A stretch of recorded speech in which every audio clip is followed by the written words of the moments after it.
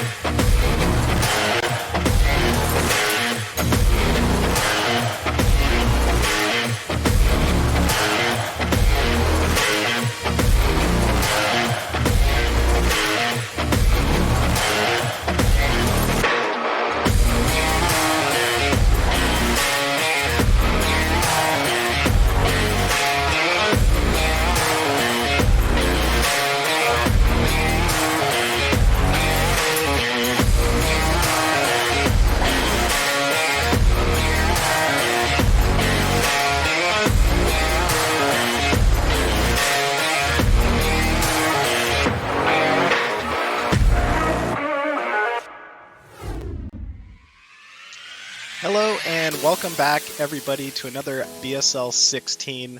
I'm Machine, and joining me today as my co-caster here is my good buddy Nyoken. What's up, Dan? How's it going, man? I'm good, dude. I'm just excited for this group because this might be the most stacked group I've ever seen. I mean, this is an absurd group. Just absolutely crazy. There's always a lone man out. LcYdH is definitely the lone man out. But if he makes it out, this would probably be the biggest upset ever, because the other three players, you're expecting all three of them to make it out, but unfortunately one of them is going to be eliminated.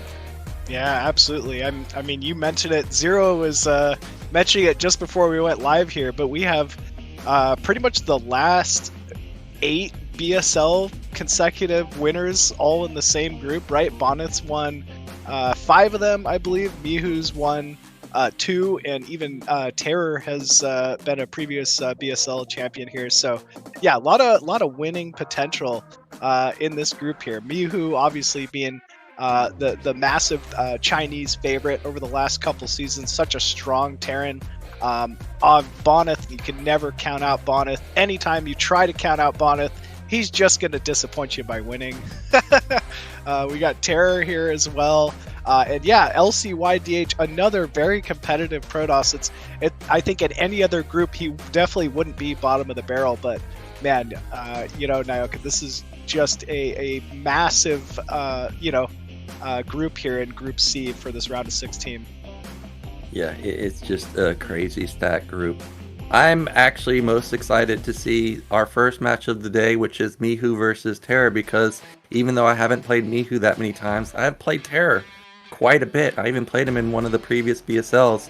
And like I've stated in previous casts, there are games where I feel like I'm in a good spot. I'm like, okay, I got this guy. He didn't do damage. I didn't really necessarily do damage to him, but I'm in a good spot. Then all of a sudden, he moves out, and he's got like 10 more tanks than me. And I'm not talking like 30 minutes in the game. I'm talking like it's 10 minutes in the game. I'm like, where did these units come from, dude? Like, didn't we do almost identical builds? I go Wraith, you've got Wraith too, yet you've got so much stuff. And that's kind of the same feeling I had versus Mihu when I played him a couple weeks ago. It's like I feel like I'm in a good spot. Then all of a sudden, he's not only at the top side with 1 billion tanks, he's on the right side with 1 billion tanks. I'm like, where did these come from? And then I'm dead. So this is what I wanted. This is the match I actually want to see. Because I think people think Mihu's just going to steamroll, but TerrOr's got amazing macro. I actually think TerrOr's got a real good shot to take him down. Yeah, I couldn't agree more with you, man. TerrOr is just a masterclass Terran, along with Mihu, as you'd expect. Previous BSL champion, as we stated earlier. I can't say I've really felt the terror in TerrOr TBT, but man, his Terran versus Zerg is no slouch matchup at all. I've said before that his 8 racks opener might just about be the scariest 8 racks opener outside of Korea for that matchup. I mean, he knows really how to get after it. he's very efficient in every way, not just economically. His control is just next level. And I agree with you here. I think that TerrOr's going to be a challenge here for Mihu. Mihu will not just walk over TerrOr for this first series here. But still, Mihu, the Chinese favorite, previous BSL champion, I'd be hard pressed to say he wouldn't be the favorite in this matchup. I mean, he very well could be, but like I said, TerrOr's really freaking good TVT. And actually, I think the biggest question for me, I think it all comes down to this, actually, is if we think back to last season or the couple seasons ago when we saw Mihu versus Terran, a lot of games where, like Bust Terran or was it Chuan, where they were like aggro. They're in his face. 2 racks in the center of the map. 2 racks in the center, 8 racks. He shuts it down. The game's over pretty much. But actually, in my experience versus TerrOr, he doesn't really do that often. But what build is scary is gasless. He's very good at gasless, and like I said, he's already got 1 billion units. He's going to have even more units with gasless. The question to me is how well can Mihu deal with gasless? It actually would favor TerrOr if he goes gasless. But our players are ready. Let's get into game 1. It's Odyssey, a TVT between Mihu and TerrOr.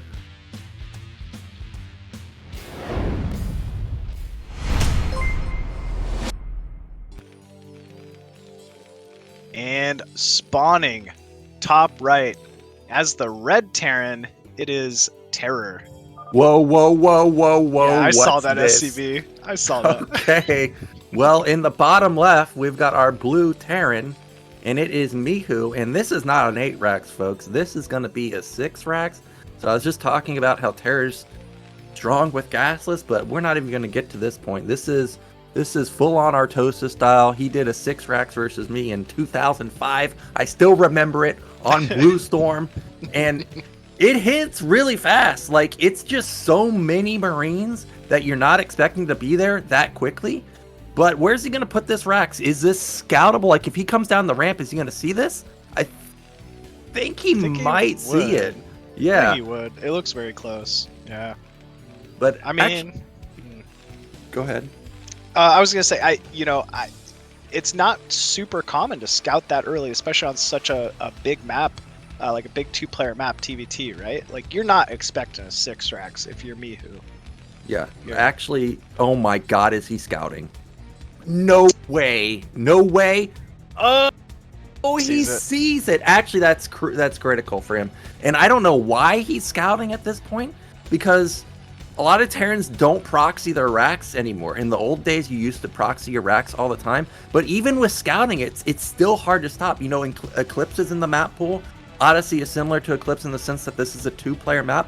And actually, players like Shiny are really, really bringing back 6 racks play for some reason. So this was a crucial scout, and it delayed the racks, which is huge. And is he supply blocked? Oh, he lost an SCV, so he's now unsupply blocked. But Mihu scouting this is just massive.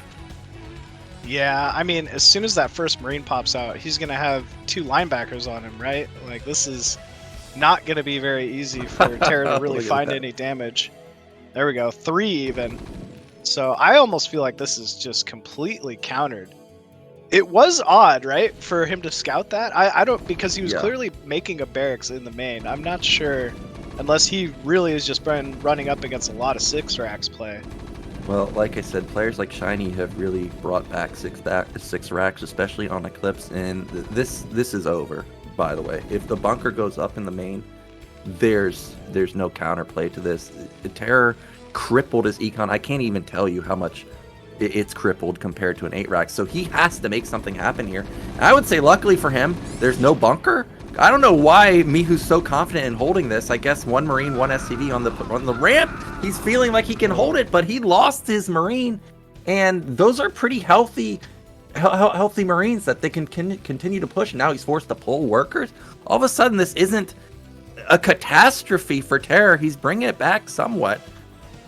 Yeah, I mean, supply's relatively even. Obviously, just now taking the gas inside the main. TerrOr might try to do some kind of response here, but I don't know, man. It's finally even out now. Yeah, there's a high ground advantage now for Mihu, so looks like he did end up getting away without having to build, another bunker. if he was able to kill that SCV, if you looked at Mihu's SCV count in his main, I mean, it's really low. It's what, 10? And if we look at TerrOr's, I mean, he's at 10 also. And if we look at the gas, pretty even gas.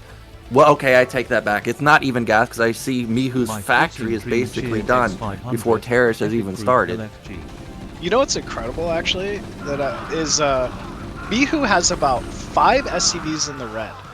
Like, if he holds that any other way, I think TerrOr's ahead. There's 4 here, and the one out in the center of the map that's now, yeah. So, like, think of all that HP. I mean, Mihu did a great job just kind of soaking, using those SCVs to stall and delay that timing as much as possible. I think a lot of other Terrans would have just outright lost those SCVs, you know? But it's a big difference maker. Yeah, if he was able to pick off, I would say at least 2.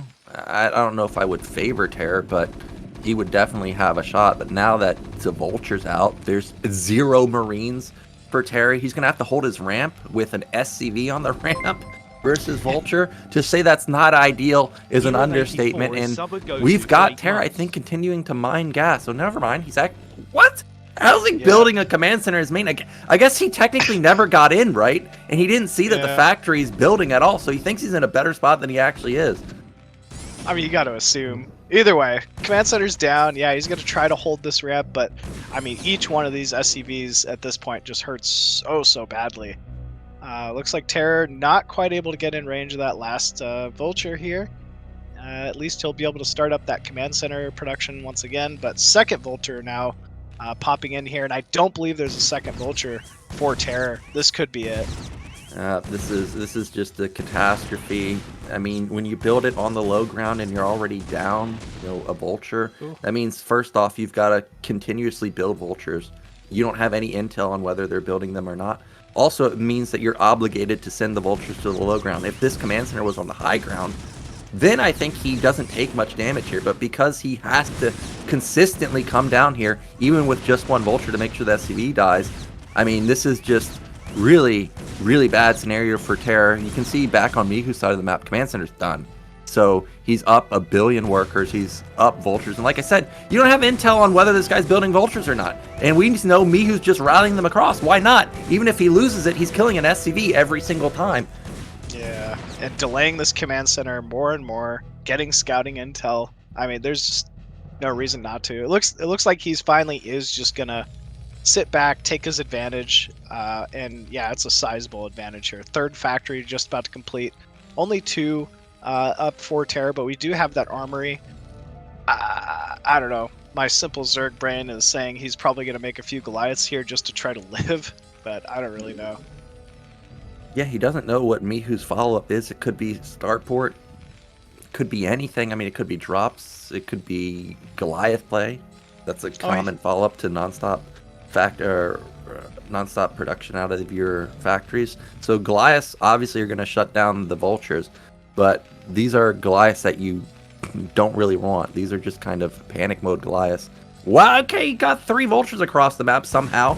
So this is a good counterattack. Doesn't force Mihu back though. He's just going to continue across the map and get counterattack damage himself. There's no units now. There's no units for I know. back at home. I know. Mihu never cut any Vultures at all. So he's just going to run in here, and this is going to be GG in a second. There it is. Wow. GG is called by TerrOr. Game 1 going to Mihu in style, man. That was, yeah, I don't know. The scout obviously was the right call. Maybe he's done his homework against TerrOr, and TerrOr obviously loves to get after it, right? He likes to get really aggressive, and you know, the majority of these you know, matches he plays, he switches his builds up quite a bit, but it was absolutely the right call there for Mihu, so TerrOr's gonna have to rally from that. Yeah, it didn't work out this time. I think that it was literally just because of the angle of the SCV coming down the ramp. Like on Eclipse, it's different because you can hide the racks a little bit and it's not really too far away from the ramp. But like you said, the scouting from Mihu was kind of weird because people don't really proxy racks anymore. It must have been he was planning for gasless and got lucky that TerrOr ended up building it there, because a lot of times you don't scout until 14 or 15 in TVT, and at 14 or 15, if you're playing a 6 racks, they already have 3 Marines. The game's already done. So really lucky timing. But now it's going to be TerrOr's pick. But now it also kind of, I think, bottlenecks him into playing a normal build, which I think Mihu can exploit. So next game, I think we're going to see either Gasless or 14cc from Mihu, because the chances of an 8 Rax or a 6 Rax, probably less than 1%.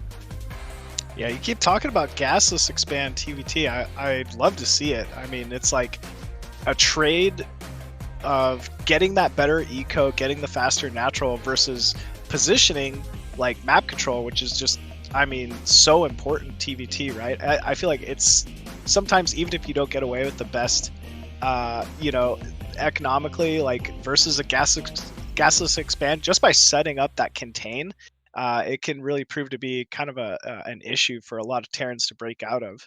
Yeah.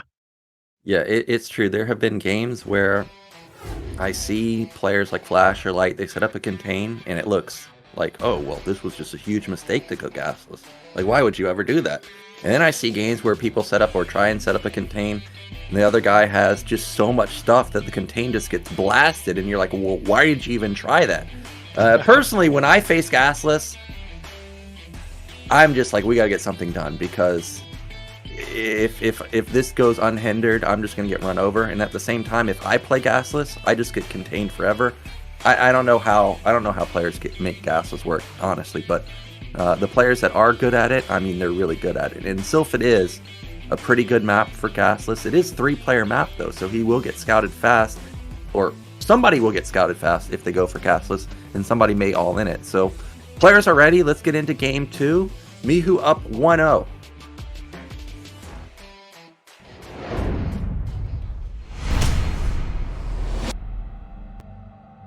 And spawning bottom left as the blue Terran, currently down 0-1, it is TerrOr. Yep, and in the bottom right, our red, it is Mihu. So I guess the other thing about Sylphid that gets me thinking is this is a map without a ramp leading from natural to main, which makes it, I mean, not the most uncommon, but it is unusual, right? It's like unique-ish in Terran play. How does not having a ramp into the main kind of adjust a map like Sylphid for TVT? Well, it does make pressure play a bit harder, or it used to in the past, right? When players were one-basing for a long time. But since players are taking fast expansions, you know, almost every single game, I guess the only really thing you're worried about is 8 Racks or 6 Racks play, because you're not going to have high ground on a map like Sylphid or Blue Storm or Tau Cross or maps like that. But because TerrOr already showed 8 Racks or 6 Racks, if I'm Mihu here, I'm thinking there's no chance in hell that's happening again. So I think he can just already discredit that. And so far well, it's not so far, 100% there's no 8 Racks this time. So the real question is anybody go for 12 gas? Because I'm really confident somebody's going gasless or even 14cc. Yeah, you've been kind of saying it from the start here. I want to see it just because you want to see it now. You got me all excited for it. But we'll have to wait and see. You know, this is kind of that point where these players should be taking a refinery if they're going to. And yeah, it looks like Mihu and TerrOr are going to go for gas here. So it won't be gasless expand. I understand why TerrOr is not doing it, right? Like your lifeline is on the line now. You know, maybe don't go for something super risky that could die to something like a follow-up 6 or 8 Racks from Mihu. But yeah, I don't know. Maybe Mihu just feels really confident, really comfortable. Yeah. And I guess, I don't know, that's my best interpretation here.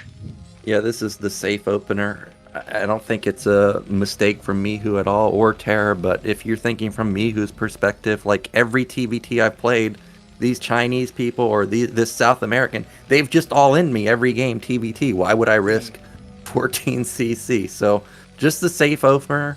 We've got a 230 factory from Mihu and pretty much the same timing from TerrOr.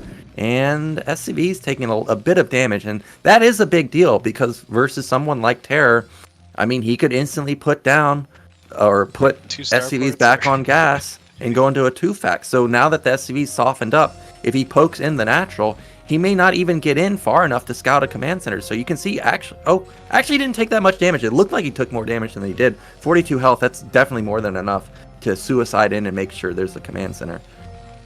He looks like he's going to pull it all the way back, though.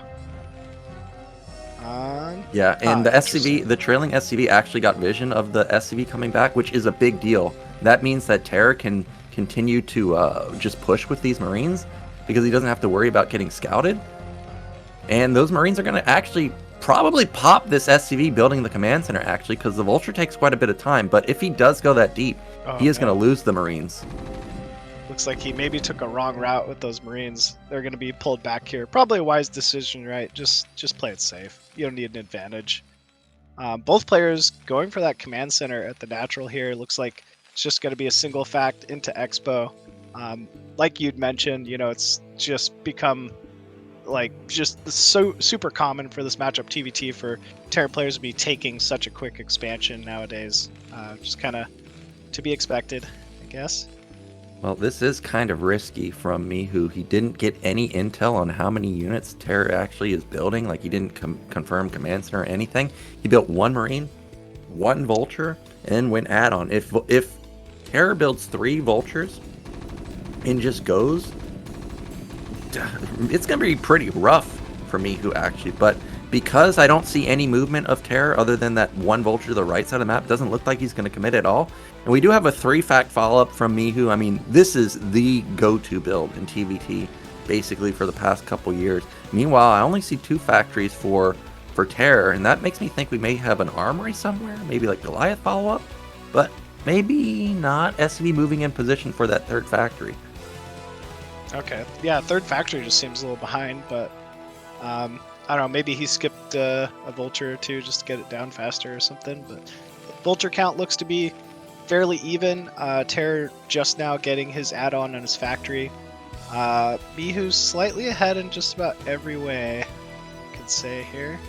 Actually, that's only his 4th Vulture, so TerrOr did build 1 extra Vulture early, but wasn't able to do anything with it. Yeah, didn't poke with it, didn't get any damage done, but the game state is pretty much even at this point. You can see slight supply lead for Mihu, but that's simply because he has 1 more Vulture and he has 3 factories. But Mihu had to cut SCVs for that, so I think right now TerrOr maybe has like 1 or 2 extra SCVs, but not a big deal, because if there's what's more important is actually having the more Vultures, right? Because you want to win the fight. So we've got to move out across the map. This is 8 Vultures versus probably 6 for TerrOr. It's just 5. Okay, it is just 6. So if Mihu strikes right now with speed, he may just outright win. It's 8 versus 6. Yeah, oh my god. He's got this. There's a flanking Vulture coming in here from TerrOr, but it's just too late. Mihu's been able to do so much damage with this Vulture count advantage here. We have 4 against about 8 now. Yep, and 8 is the number you want because you just one-shot Vultures, and this is probably GG. There's just way too much DPS. He's killed all the SCVs also. Yeah, this has been big damage here from Mihu. Economy's still untouched at the natural here. TerrOr does have 3 factories now, stacking quite a bit of gas. I feel like Mihu is a little more efficient at pulling those SCVs off gas when he was going for this timing. Well, this is a really dire situation for TerrOr. At least he has the racks across the map so he can spot it's actually being built, but I don't think he's going to survive. There's just way too much stuff. You can see how fast TerrOr's Vultures die. They get one-shotted. Meanwhile, he's struggling to kill really any of the Vultures. All the SCVs are going to die. We're almost double the supply. Like, even if the game doesn't end right now, mid-game, there's going to be no mid-game for TerrOr. And this is going to be a 2-0, and I was not expecting this. I mean, this is a fast TVT versus one of the best macro players in the foreign scene. Absolutely, man. I mean, it doesn't get much more top-notch than TerrOr, and Mihu just making short work of this series. Yeah, and if you're looking at, or if you're TerrOr here, you're probably thinking, like, what the hell? Where did it go wrong? Like, I didn't miss a beat on Vultures in the beginning. Yes, this guy had a faster 3rd factory, but is the faster 3rd factory really the difference maker? Like, why did I get overrun? Because remember, TerrOr was up, what, 3 Vultures to 1 in the beginning? Like, Yeah. you would feel like the 3rd factory, even though mine's slightly later, he shouldn't have been able to catch up that quickly, but he did. Yeah, it was just the slightly faster, like, 3rd factory. He got an add-on much faster than TerrOr did with that speed, and then TerrOr had a solo Vulture that he was using for scouting intel that was just kind of caught out in the ether, you know? He was so close in so many ways, and only, you know, had these like slight little disadvantages in build, but Mihu made it, you know, work out for him. Well, this is a bit of a mistake for Mihu, but it doesn't really make a difference because he's up 30 supply. He's got mines out in the map. There's no academy for TerrOr, so that means that there's going to be no way for him to actually move out. And if Mihu put like triple add-on or quadruple add-on right now and set up that contain that you're talking about, there's no world where TerrOr ever gets out. I mean, he would probably have one chance and just pray to God he misses mines, and that's it, because there's no starport for Wraith, there's no academy, like I said, and the longer the game goes with neither of those, the contain just gets bigger and bigger. And also the Rax is still alive, so there's vision advantage for Mihu. Yeah. I mean, that's just so big, right? He's already kind of setting up at that third base location with the first tank out there. Once he has siege mode, I don't know how TerrOr ever breaks out of this. Yeah, he's got a lot of tanks, but he just lacks the vision, and he can never move out into mines. He doesn't know where any of them are. It would be suicide.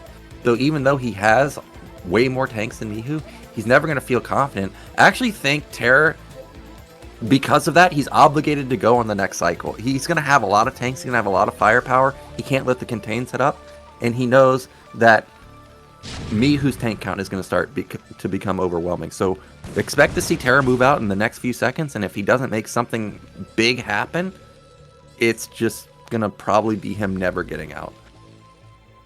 Yeah, almost a 40 supply lead here for Mihu. I mean, it is a lot of Vulture.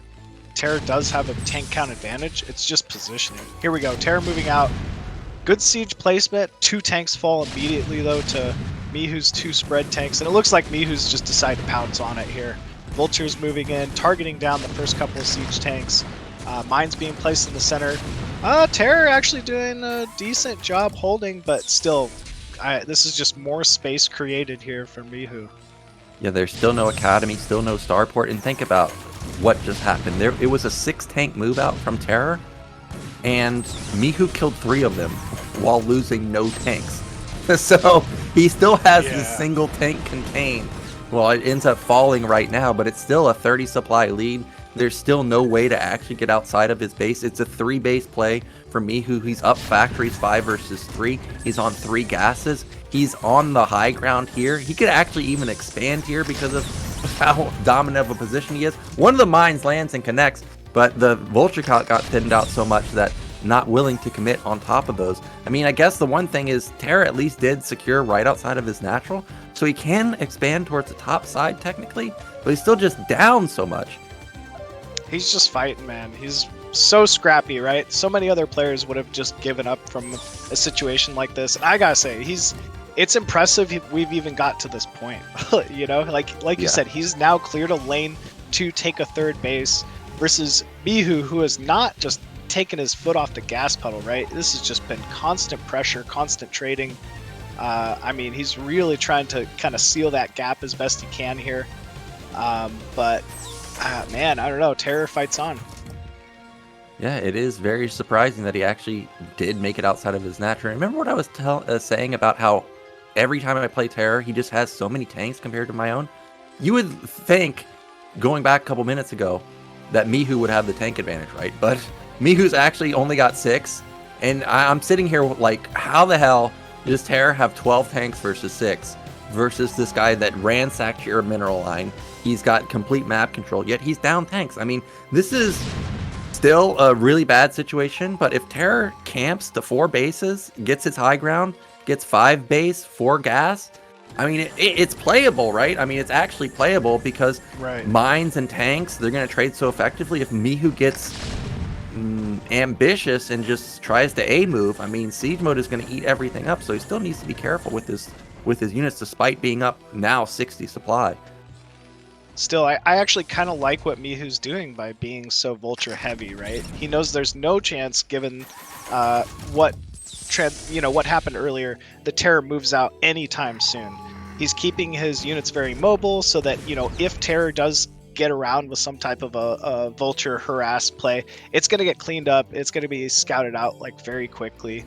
You know, he's doing a great job gaining vision and map awareness with just these mines placed everywhere. But by no means is Mihu in a bad spot here. Yeah, no way. I mean, okay, here we go. If TerrOr was in Siege right now and this happened, I don't know if he would win the fight, but obviously it would be a good trade for him. But because he's caught out of Siege mode, this is probably it. And this is what Mihu does, is he sees you're out of position and just collapses instantly. And we saw what I said, TerrOr having a ton of tanks a moment ago. Now he has none. And there it is, the GG, he's out of there. 2-0 for our Chinese Terran. Yeah, man. I mean, he looks so dominant in that series, right? TVT. I feel like we don't really get a chance to see Mihu play too much TVT other than, against like Bus Terran and maybe like a couple other Terrans last season. But man, he's just quite aggressive in the matchup, and it's a lot of fun to watch him play, honestly. Yeah, he's aggro in all matchups. I remember there was like a link of his stream on, was it Douyu or Bilibili, on the Chinese websites, and I mean, he's just always in your face all the time. He's, whether it's 4-facting TVP, whether it's TVZ. You remember the game versus Ziki on, what was it? It was a tile set like Circuit Breakers, where he's literally just rallied units to Ziki's natural and just sat there the whole game. I mean, that's what Mihu does, is he's just in your face all the time, and if you're ever out of position, you're dead. Man, the 4-fact TVP, like he almost like made a name for himself with that, right? Anytime I think Mihu, I think 4-fact TVP now. It's crazy, man. Like he's just so aggro, and makes these really uncomfortable, chaotic situations happen, and then he just like controls it better. I don't know. It's crazy. Yeah. He's just really good right now, and there's a reason Mihu's making a name for himself in the past year. So, he even plays versus a lot of pros. Like he had a show match versus Mini maybe a few months ago. I mean, there's still a huge gap because Mini just is ridiculous. But Mihu's, he is a monster and looking like he's in top shape. So our first finalist into the winners match is set. It's Mihu. We're going to be going into a break, and then we'll come back with a PvP. It's going to be the BSL King going up against LcY. So don't go anywhere.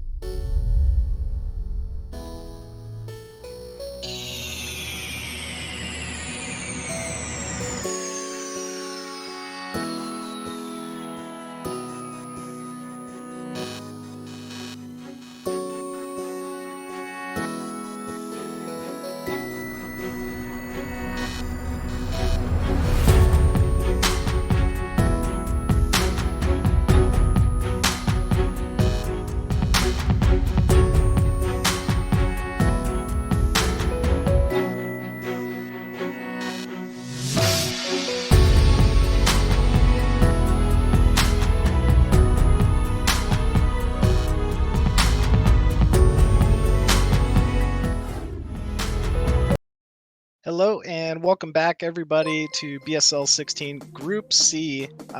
We have a pretty exciting matchup for you guys next up here. It's going to be Big Bonyth going up against LcYdH in a pretty epic PvP. So, yeah, man, Nyoken, I know you're excited. I'm excited for sure. It's hard to root against Bonyth in a PvP, or I mean, that kind of sums up my thoughts about this next match here. Well, I don't know if I necessarily root against Bonnet. It's more like I root for DeWalt, but it ends up whenever I'm not going for Bonnet, he ends up ruining my hopes and dreams, because every time you think somebody's gonna take him down, it just doesn't happen. I think I can probably count on one hand how many times I've seen Bonnet lose, and it was maybe just versus TerrOr. That's it. The one time TerrOr won. Every other time, it doesn't matter who it is. It could be Flash. He comes back from the army, but if he's playing in BSL, he's not going to beat Bonnet. Yeah, no, man, it's the Bonnet StarLeague. You're so right about the going for DeWalt comment, man. Like, every time they match up, I'm like, this could be the time, right? Like, DeWalt's been playing every day, and he's in Korea now, and Bonyth would still find a way, man. I mean, in particular, I think Bonyth just has the craziest PvP. For whatever reason, man, his Reaver control is just next level. He just always seems to have the upper hand, and it's a lot of fun to watch.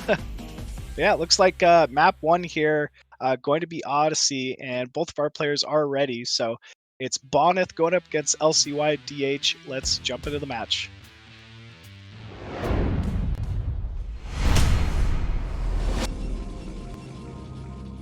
And spawning top right of Odyssey, as the blue Protoss, we have LcYdH. And in the bottom left, everybody's favorite Protoss, it is Bonyth. Well, we do have a 2-player map, which means both players are going to scout, but I mean, this is an interesting map to say the least, because last week I could have sworn I was playing in BSL because I was watching somebody go 1 base carrier, which has been my move for the past 20 years. It's such a troll build. I mean, the second gas in the main, it just makes such an interesting dynamic for 1 base play. Yeah, absolutely. I mean, as well as like the free, almost like hidden natural in the main as well. All like good things for that. And I mean, J-Star made one hell of a game out of that against DeWalt, right? So I thought it was really cool to watch, honestly. Yeah, that back base that you're talking about, I mean, that's even interesting because you can't pass any units other than probes there. So if somebody takes it and it doesn't get punished for a long time, I mean, that's a lot of eco, but at the same time, if somebody takes it and another player rushes a shuttle, well, the game might just be instantly over. So we'll see if somebody does try and get greedy, take the back base. We do see Bonyth is taking gas, and I don't see no gas from LcY. I guess he could be going into a couple Zealots first and then follow up with a gas, but still, it could be a weird Nexus follow-up. Yeah, nope, there's the gas. It is a later gas though. That is kind of odd how delayed that gas is, but I'm sure he knows what he's doing here. Yeah, this should be probably something like 3 Zealots maybe from him if he... Oh, that's a pretty decent block. But I like that clutch cybernetics on the left side. That's going to prevent a lot of the probes from, going around the side, top left, and then back behind the minerals. So that's nice. But you can see LcY was trying to find a secondary pylon block. Not able to be successful that time around, though. And there's the first Zealot. I expect at least another one to be moving out pretty soon.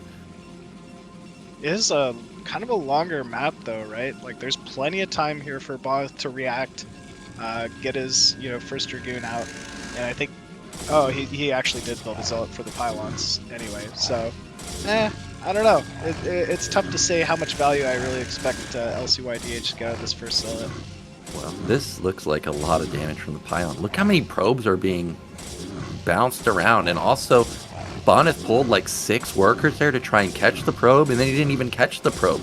So this is actually massive damage from just 2 pylons. Also, with it being multiple Zealots being rallied across the map, he's going to have to make a decision. Do I kill the pylon or do I deal with this zealot? Either way, both of them are going to deal a lot of damage. Now the probe gets caught. That's huge.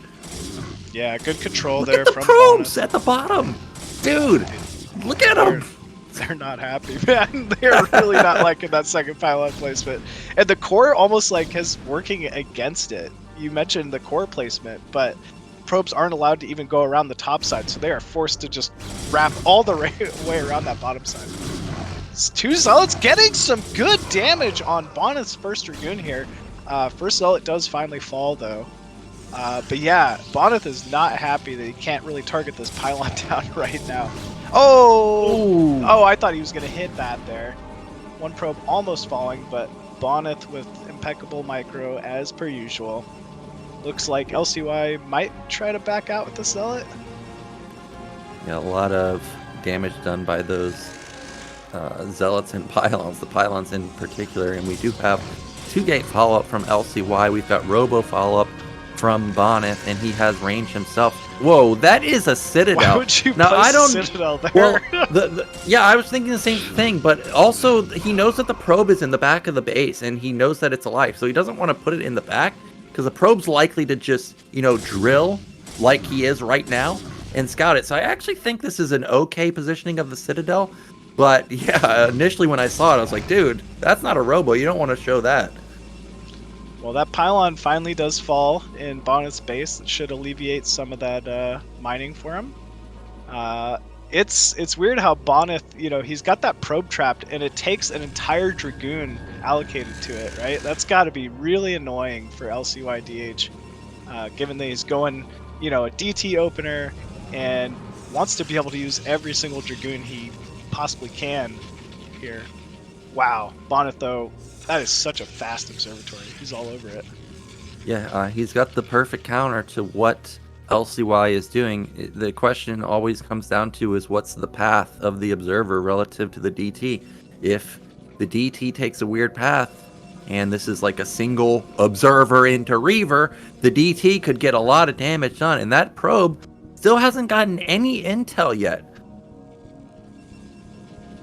I think he just realizes, he tried to make one pass at going into the main. He knows there's a Dragoon on that ramp. So he's just gonna... Oh, never mind. He's just gonna lose the probe there. Well, probe being taken out is nice for LcY. Doesn't have to worry about this getting scouted anymore. You can see he instantly moves to the low ground because he knows, well, the only way to spot this Citadel is to actually poke up the ramp. And I like how he's moving out right now. So this is going to put some pressure onto Bonneth and probably not tip him off to any type of DT shenanigans. So that's probably going to lead the observer to just come across the map. But we know a DT is being followed up behind these goons. Oh no, yeah. they're gonna intercept in the middle, I think. Wow, Bonneth even forced to back off a little bit here. It looks like Dragoon count is... He canceled the Nexus too. And he wow, spots bizarre. the DTs. Oh my god. This was such a clutch move right there to not send the observer across the map, because if he did, and those DTs went unscouted, the game ends, because I'm 100% sure there was a Reaver behind this. And there it is. Wow. What a clutch call. It's so difficult to make those calls and, cancel a Nexus, basically, for when it looks like you could actually be, pretty competitive with trying to hold it, but it was the right call. Yeah, and now, the common follow-up to DT is to go for a Nexus follow-up, and that's going to give Bonneth a window of opportunity. You can see as soon as he saw the DTs, he instantly put down 2 more gates, and he could go for a Shuttle Reaver combo, because what's LcY going to counter with? I mean, he's not going to have Storm, or if he does, it's only going to be 1. He's not going to have Reaver himself. He's going to be down units because it's DT tech, and it's going to be 400 minerals into a Nexus, which doesn't help him. So this could be a killing counterplay from Bonneth if he does go for a counter instead of a Nexus, but it looks like he's setting up for a Nexus. I think he delayed it. He actually is delaying the Nexus to utilize all of these gateways and the Robo. Like, we've seen his supply just shoot up, and he had 400 resources, a second ago before the first 2 gateways, or second 2 gateways finished up. So I think you're right. He is going to go for a timing here once the shuttle's out. There's the Nexus, though. Okay, but he is still going to go for a timing, so it's going to be 3 Gate, 2 Reavers versus, I think I saw 2 Templars, a decent amount of Goons, and 2 DTs. Okay, it's just 1 Templar, but these Goons do have range. However, cannons can't move, Machine. I'm not sure if you knew that, so those things are not going to be able to hit the Reaver ever. This is a lot of minerals being spent into static D that just don't help him in this scenario. This is why Reaver's always the choice, you know, at the high level. Yeah, I mean, these Templar are great, right? You know, DTs, if Bonnet had skipped Observer or gone for something risky, it would have been great. But man, Reavers just tear down cannons. They don't care about Storm. They don't care about DTs. Oh my gosh, man. Bonnet just crushing it here. That's all she wrote, Machine, because that's 4 Goons versus 9 Goons plus 2 Reavers, and Snipes he just the one-shotted the Templar. GG. I actually really like LcY's follow-up, but too much big brain play from Bonyth with that Observer, and the pylon in the beginning was amazing. I'm definitely getting out my build order notebook and writing that one down, because that was crazy placement. Yeah, it's crazy how that was such a good start, honestly, for LcYdH, right? The pylon blocks were great. You know, he was doing good damage to even the first Dragoon, just, I mean, delayed so much mining, but Bonnet's still making it look simple, man. The Nexus cancel is what got me. I feel like a lot of, like, other, you know, lesser players would have tried to just gun it out and fight for the Nexus there, but Bonnet just had the perfect follow-up, honestly. It was really, really well played.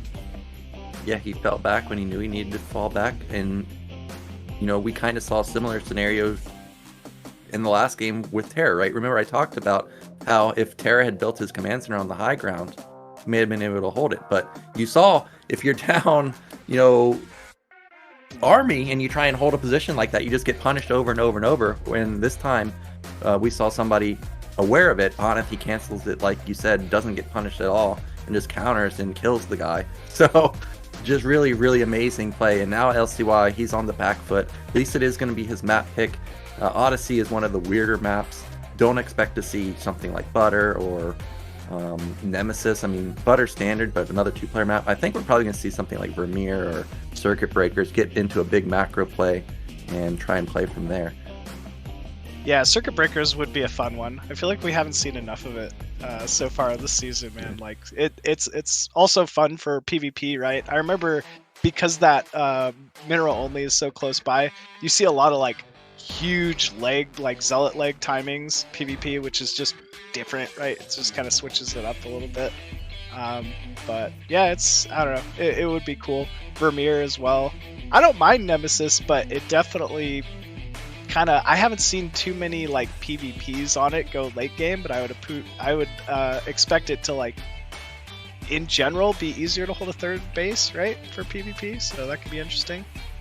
I don't know. Yeah, I don't know either. I mean, that map is just very weird. You have to have a lot of practice on it, and then you also have to, I guess, evaluate, do I think that this guy has a lot of practice on it? Because if you think he does, well, it could just be a super hard map to play on. And as expected, I think we do have our 4-player map. It is Vermeer. So let's get into game 2 between Bonnet and LcY. Bonnet 1 game away from going up against Mihu in the winner's bracket.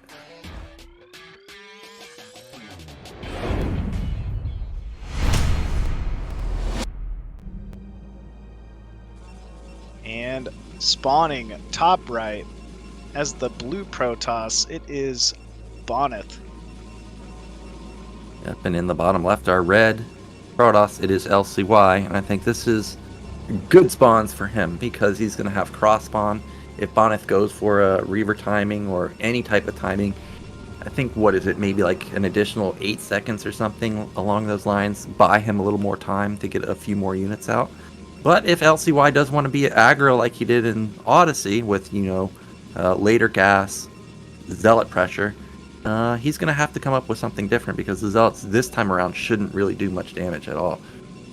Yeah, they really shouldn't. I mean, cross-map positions for PvP like this is a little tough, especially when, like, not that long ago, I feel like Meta was opening 2 gate for a while PvP, right? So, like, you know, that wasn't too long ago. You gotta still be expecting the potential of a 2-gate, and when you 2-gate and it's cross spawn PvP, like, you're out of luck. It doesn't feel good.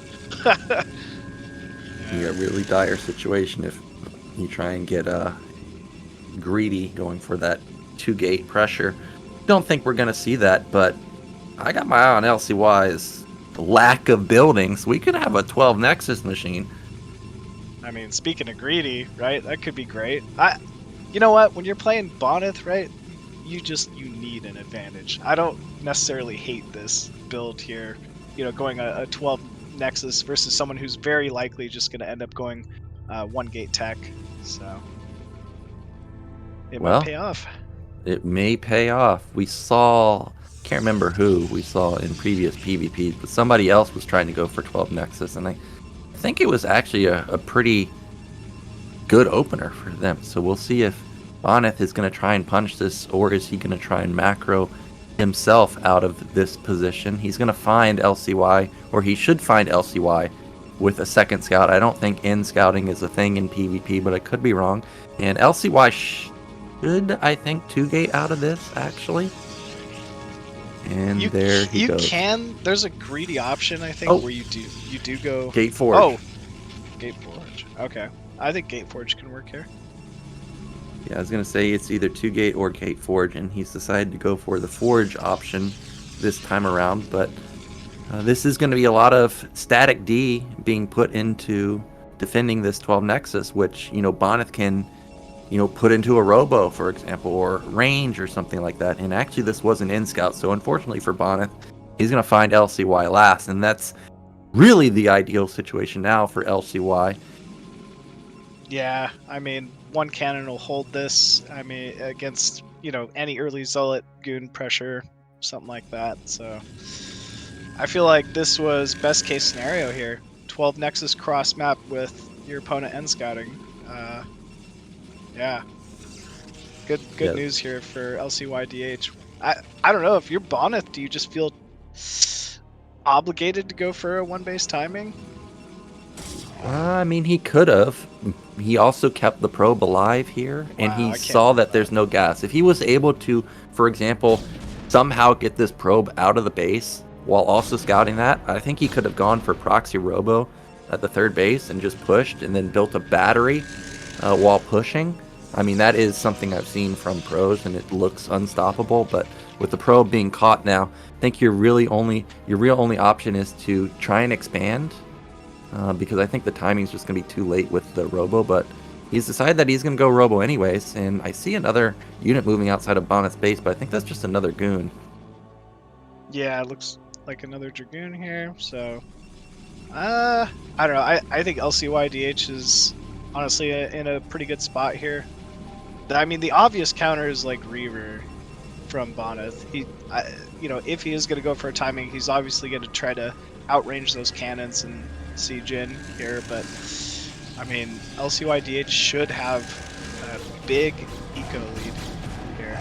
Okay, he caught that there was only one cannon, and so he's going to jump on that one. Zealot soaks up a lot of hits, but somehow doesn't die. And now it's one cannon, one Zealot versus 2 goons and a single Zealot. If this 3rd goon gets across the map before another unit can get out, okay, a Zealot pops out, but cannon isn't going to be done. He may just be able to end this game with these 3 goons. Oh my god, can he really range that cannon? He can range these Zealots. I mean, these Zealots aren't going to get any kind of a trade. This was a little bit of an overextend here from LcYdH, but he does buy some time to get another Dragoon up. I think he's going to hold here. I think it looks a little close, but LcY's done what he needs to defend. Yeah, he does hold, but this is similar to like PvZ. You saw LcY try and put up a panic 4th cannon, cancels it when he realizes that he's not going to get busted, and whoa, he's going into 5-gate goon follow-up. So he's going to have a lot of production, and actually I think this is a good counter to what Bonyth is doing, is he's going, you know, 1-gate, 1 Robo, so he's going to have the Reaper fast, but he's not really going to have a lot of support. So if LcY can get 2 cycles out of all the gateways, that would put him at 12 goons, and he should easily be able to overrun a Reaver push. Yeah, he really should be able to. And yeah, it looks like that's exactly what Bonnet's waiting for here. Has the shuttle already. Might be expanding, I'm not sure. So maybe he's not fully committed with this next Reaver timing. But yeah, either way, I still like LcYdH's build versus this. He's going to have so many Dragoons by the time the next Gateway cycle happens. Yeah, he does have a billion goons, but he did lose those 2 Zealots, which do soak up a lot of hits, but he's got a nice amount of gas where he can almost support all those gateways. So he should have a lot of goons by the time. Well, I don't know. Did you catch that robo being built in the Nat? All of a sudden he spent all of his gas? Yeah. Oh, and now we have the shuttle drop inside the main. Yeah, I'm not sure why he's getting the robo so quickly. Look at this. He pushes out right when the drop comes in, and that's a connection from downtown. 2 shots get 11 kills. So this 12 Nexus, which I thought was a pretty good opener, all of a sudden a liability, and that puts LCY all in pretty much because he's not turning around for this. He's just going to try and go for a counterattack. I think it's a good call. The game just got chaotic here. His best shot is maybe to just try to overwhelm Bonyth, but Bonyth already making that shield battery on the ramp. Reaver still wreaking havoc. They're all stacked. Oof. I mean, we have no money here for LcYdH. Yeah. He didn't cancel the robo. He can't make any more Dragoons here. He can't make anything. He's not mining. I mean, he's mining now. Finally, his goons move across the map, and he finds out, hey, this guy didn't build a Nexus, so I've got to turn around. So this counterattack, I mean, it forced the battery, and that's it. Literally, that's all he got out of it was Bonnet spending 100 minerals on a battery, and meanwhile, Bonnet's got like 16 kills on a Reaver. If LcYdH can maybe catch that shuttle, I don't know. Things could be bad, but it looks like he's going for another counter here. Bonnet, though, has a Reaver up a ramp. I don't think he's in much trouble here. Yeah, there's nothing that LCY can do here other than defend his main and try and build up his probe count. I mean, if you look at his probe count, it looks pretty healthy at the natural and the main. Problem is look at that gas income for LCY, or lack of gas income. I mean, there is 0, so that means he can't build any tech units, only zealots. If he can build even a goon, I mean, he's only building 1 at a time. So now Bonneth he's got his three Reavers. He's going to feel confident to take his natural. Yeah. Still, I mean, we do have supply lead for LcYdH. Yeah, he doesn't have the Reaver tech quite yet, and it's just pure goon, but I mean, if he stabilizes, theoretically he should be in a better spot just by, you know, having this 2-base economy. Yeah, you know, actually, I would love to see Bonneth build a second shuttle, go for the triple Reaver drop with like 2 Zealots for support, because I don't think it would be stopped by LCY, but I don't see often players building double shuttle. But we've got another move out from Bonneth. The probe did get a glimpse of the shuttle with this army too, and so LCY's going to go for a counterattack. He knows the Reaver's out of position. This could be an interesting move. But Bonneth kept that 1 Reaver home, which kind of means that's the call, right? He probably will be able to hold his own natural here, and there's absolutely nothing LcYdH can do about these 2 Reavers tearing down his cannons. Yeah, and I love how Bonneth left the Reaver near the Nexus, but close enough where he could run up this ramp next to the battery like he's doing right now. So there was no way that this Reaver's ever going to get picked off. I mean, this is just immaculate. And he shuts down this counterattack, and he's busting the natural at the same time. I mean, this is just how you do it in PvP. Oh my god, all the probes are stacking. Probes moving in here. I'm not sure about the probe transfer, but wow, Bonnet just finding so much damage here, focusing down those zealots. Reaver might get a shot in the mineral line here. Yep, all the probes are stacked. Nope, guess they're not gonna. Doesn't matter. Man, I mean, he's killing everything that funnels down this ramp. I mean, maybe 2 or 3 goons get out, but then they just get shot by these Reavers, and they're all choked up. The shuttle dies, but all the goons have died. Look how many kills those Reaver have, and those aren't probes. Those are goon. 28 kills. 31. On that Reaver. Insane. Oh, get another one. Oh man, and actually just gets great splash damage on the remaining Dragoon force there from LcYdH. This is the Bonus show. GG is called there. And yeah, Bonyth with a very dominant 2-0 victory over LcYdH. Man, that was incredible.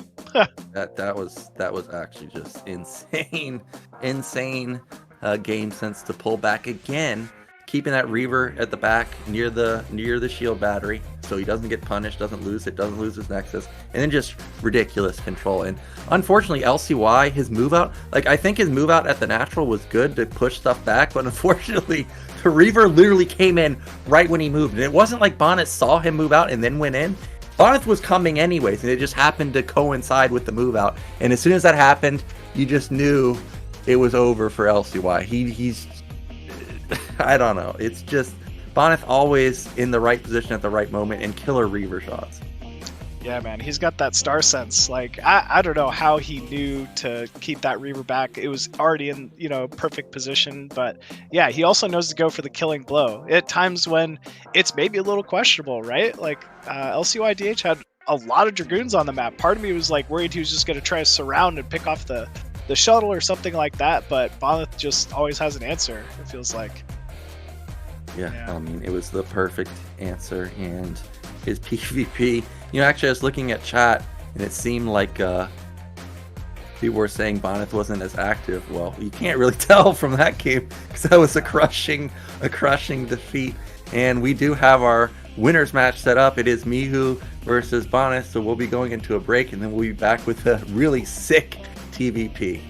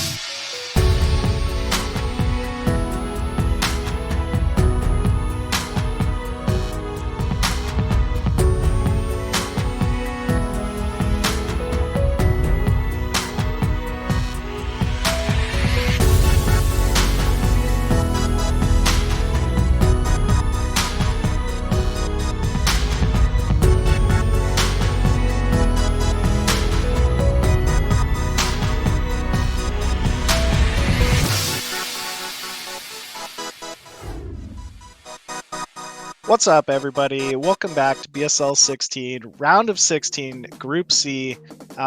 We just got to see the big Bonyth face off against LcYdH in a pretty epic PvP series. But you know what, Nyoken, the cream always rises to the top. You know, That's it. it does. It always rises to the top. And up next, we have our winners finals here. It's going to be Mihu facing off against the big Bonnet in an epic TVP, and man, I'm excited. Yeah, this is going to be great. Yeah, go ahead. I was going to say we all know what to expect, right? It's going to be the Mihu 4-fact. It has to be. It has to be. It just always is the 4-fact or 5-fact or something like that. And as a Terran player, I'll be honest here, I'm not a big fan of 4-fact, and whenever I thought of 4-fact, I thought of 4GG with his timings. I mean, he's really good at TVP. He's relentless with it. But what shuts down 4-fact? Reaver. But after Mihu won BSL, I'm like, you know what? Am I wrong here? I tried it on the ladder. It's surprisingly strong. You have so many tanks. What's different about Mihu compared to 4GG? 4GG cuts. He cuts hard. So when he 4-facts, it's all in. But Mihu, he's building his eco the whole time. He's taking a 3rd base behind it, taking a 4th base. That's what makes him scary, is he'll 4-fact, Protoss will see it, and he'll just transition out of it. Or he'll continue to push, but it's big eco. But Bonnet, he's the king of Reavers, right? Every time, I mean, you just saw, he just got 50 kills in a PvP. So I'm conflicted here. I like Mihu, but at the same time, I know the power of Reaver, and I know Bonnet wins every single time in BSL. I honestly don't know who to pick, honestly. Yeah, I'm right there with you. This is just a complete coin flip at this point. I mean, you can never count out Bonnet. You mentioned the Reavers, and that is the ultimate counter to the 4-fact. And so, I mean, if you're Mihu, you can't be feeling super confident going up against the king of Reavers here. But at the same time, he just always seems to get it done, man. I'm real excited for this one. Yeah, it can go either way. And what I forgot to mention is Bonnet, he's somebody that goes carriers every game, right? When you play Bonnet, you know it's carriers.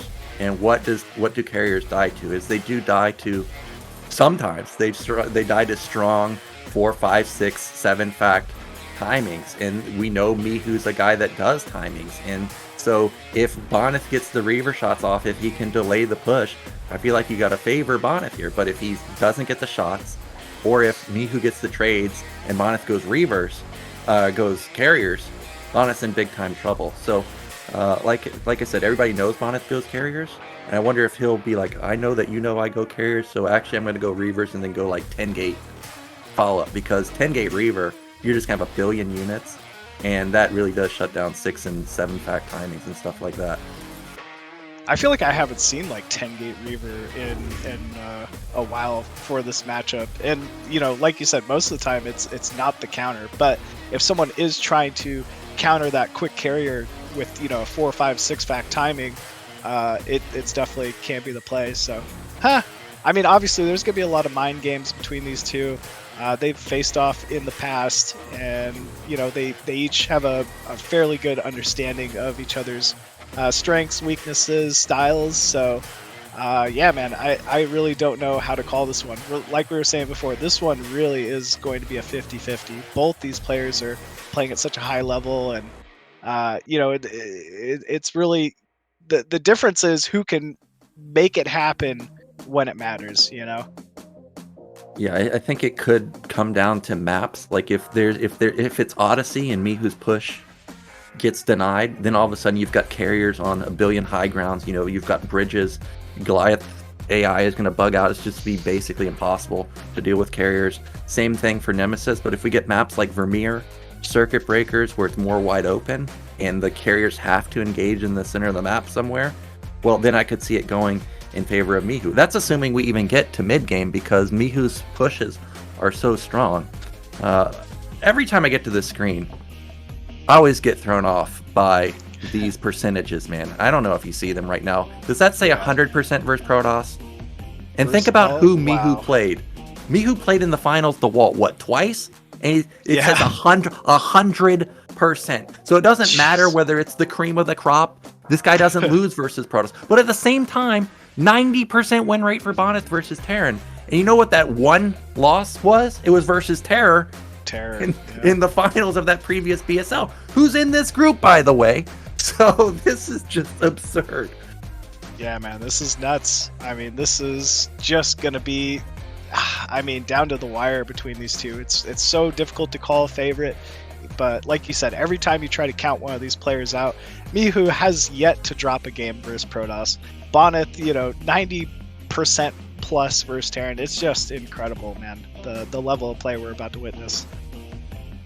Yep, and our first map is going to be Sylphid, so this is more of a normal map, and this is similar to Circuit Breakers and Vermeer in the sense that, the center of the map is wide open, but if we do have engagements where the carriers are sitting on high ground on the outskirts of the map, it could be hard for Mihu to deal with. But this map has been historically a really good PvP map. Like, I think it may even be favored for Terran. Well, okay, maybe not. It feels like it, though. I have the exact same thoughts you do. Those almost like third high ground middle base channels are so difficult for Protoss to kind of defend. That it makes a lot of 2-base timings very strong here. But yeah, with that, I think both of our players here are ready to jump into it. So let's go watch game 1 here. Mihu fighting against Bonyth on Sylphid.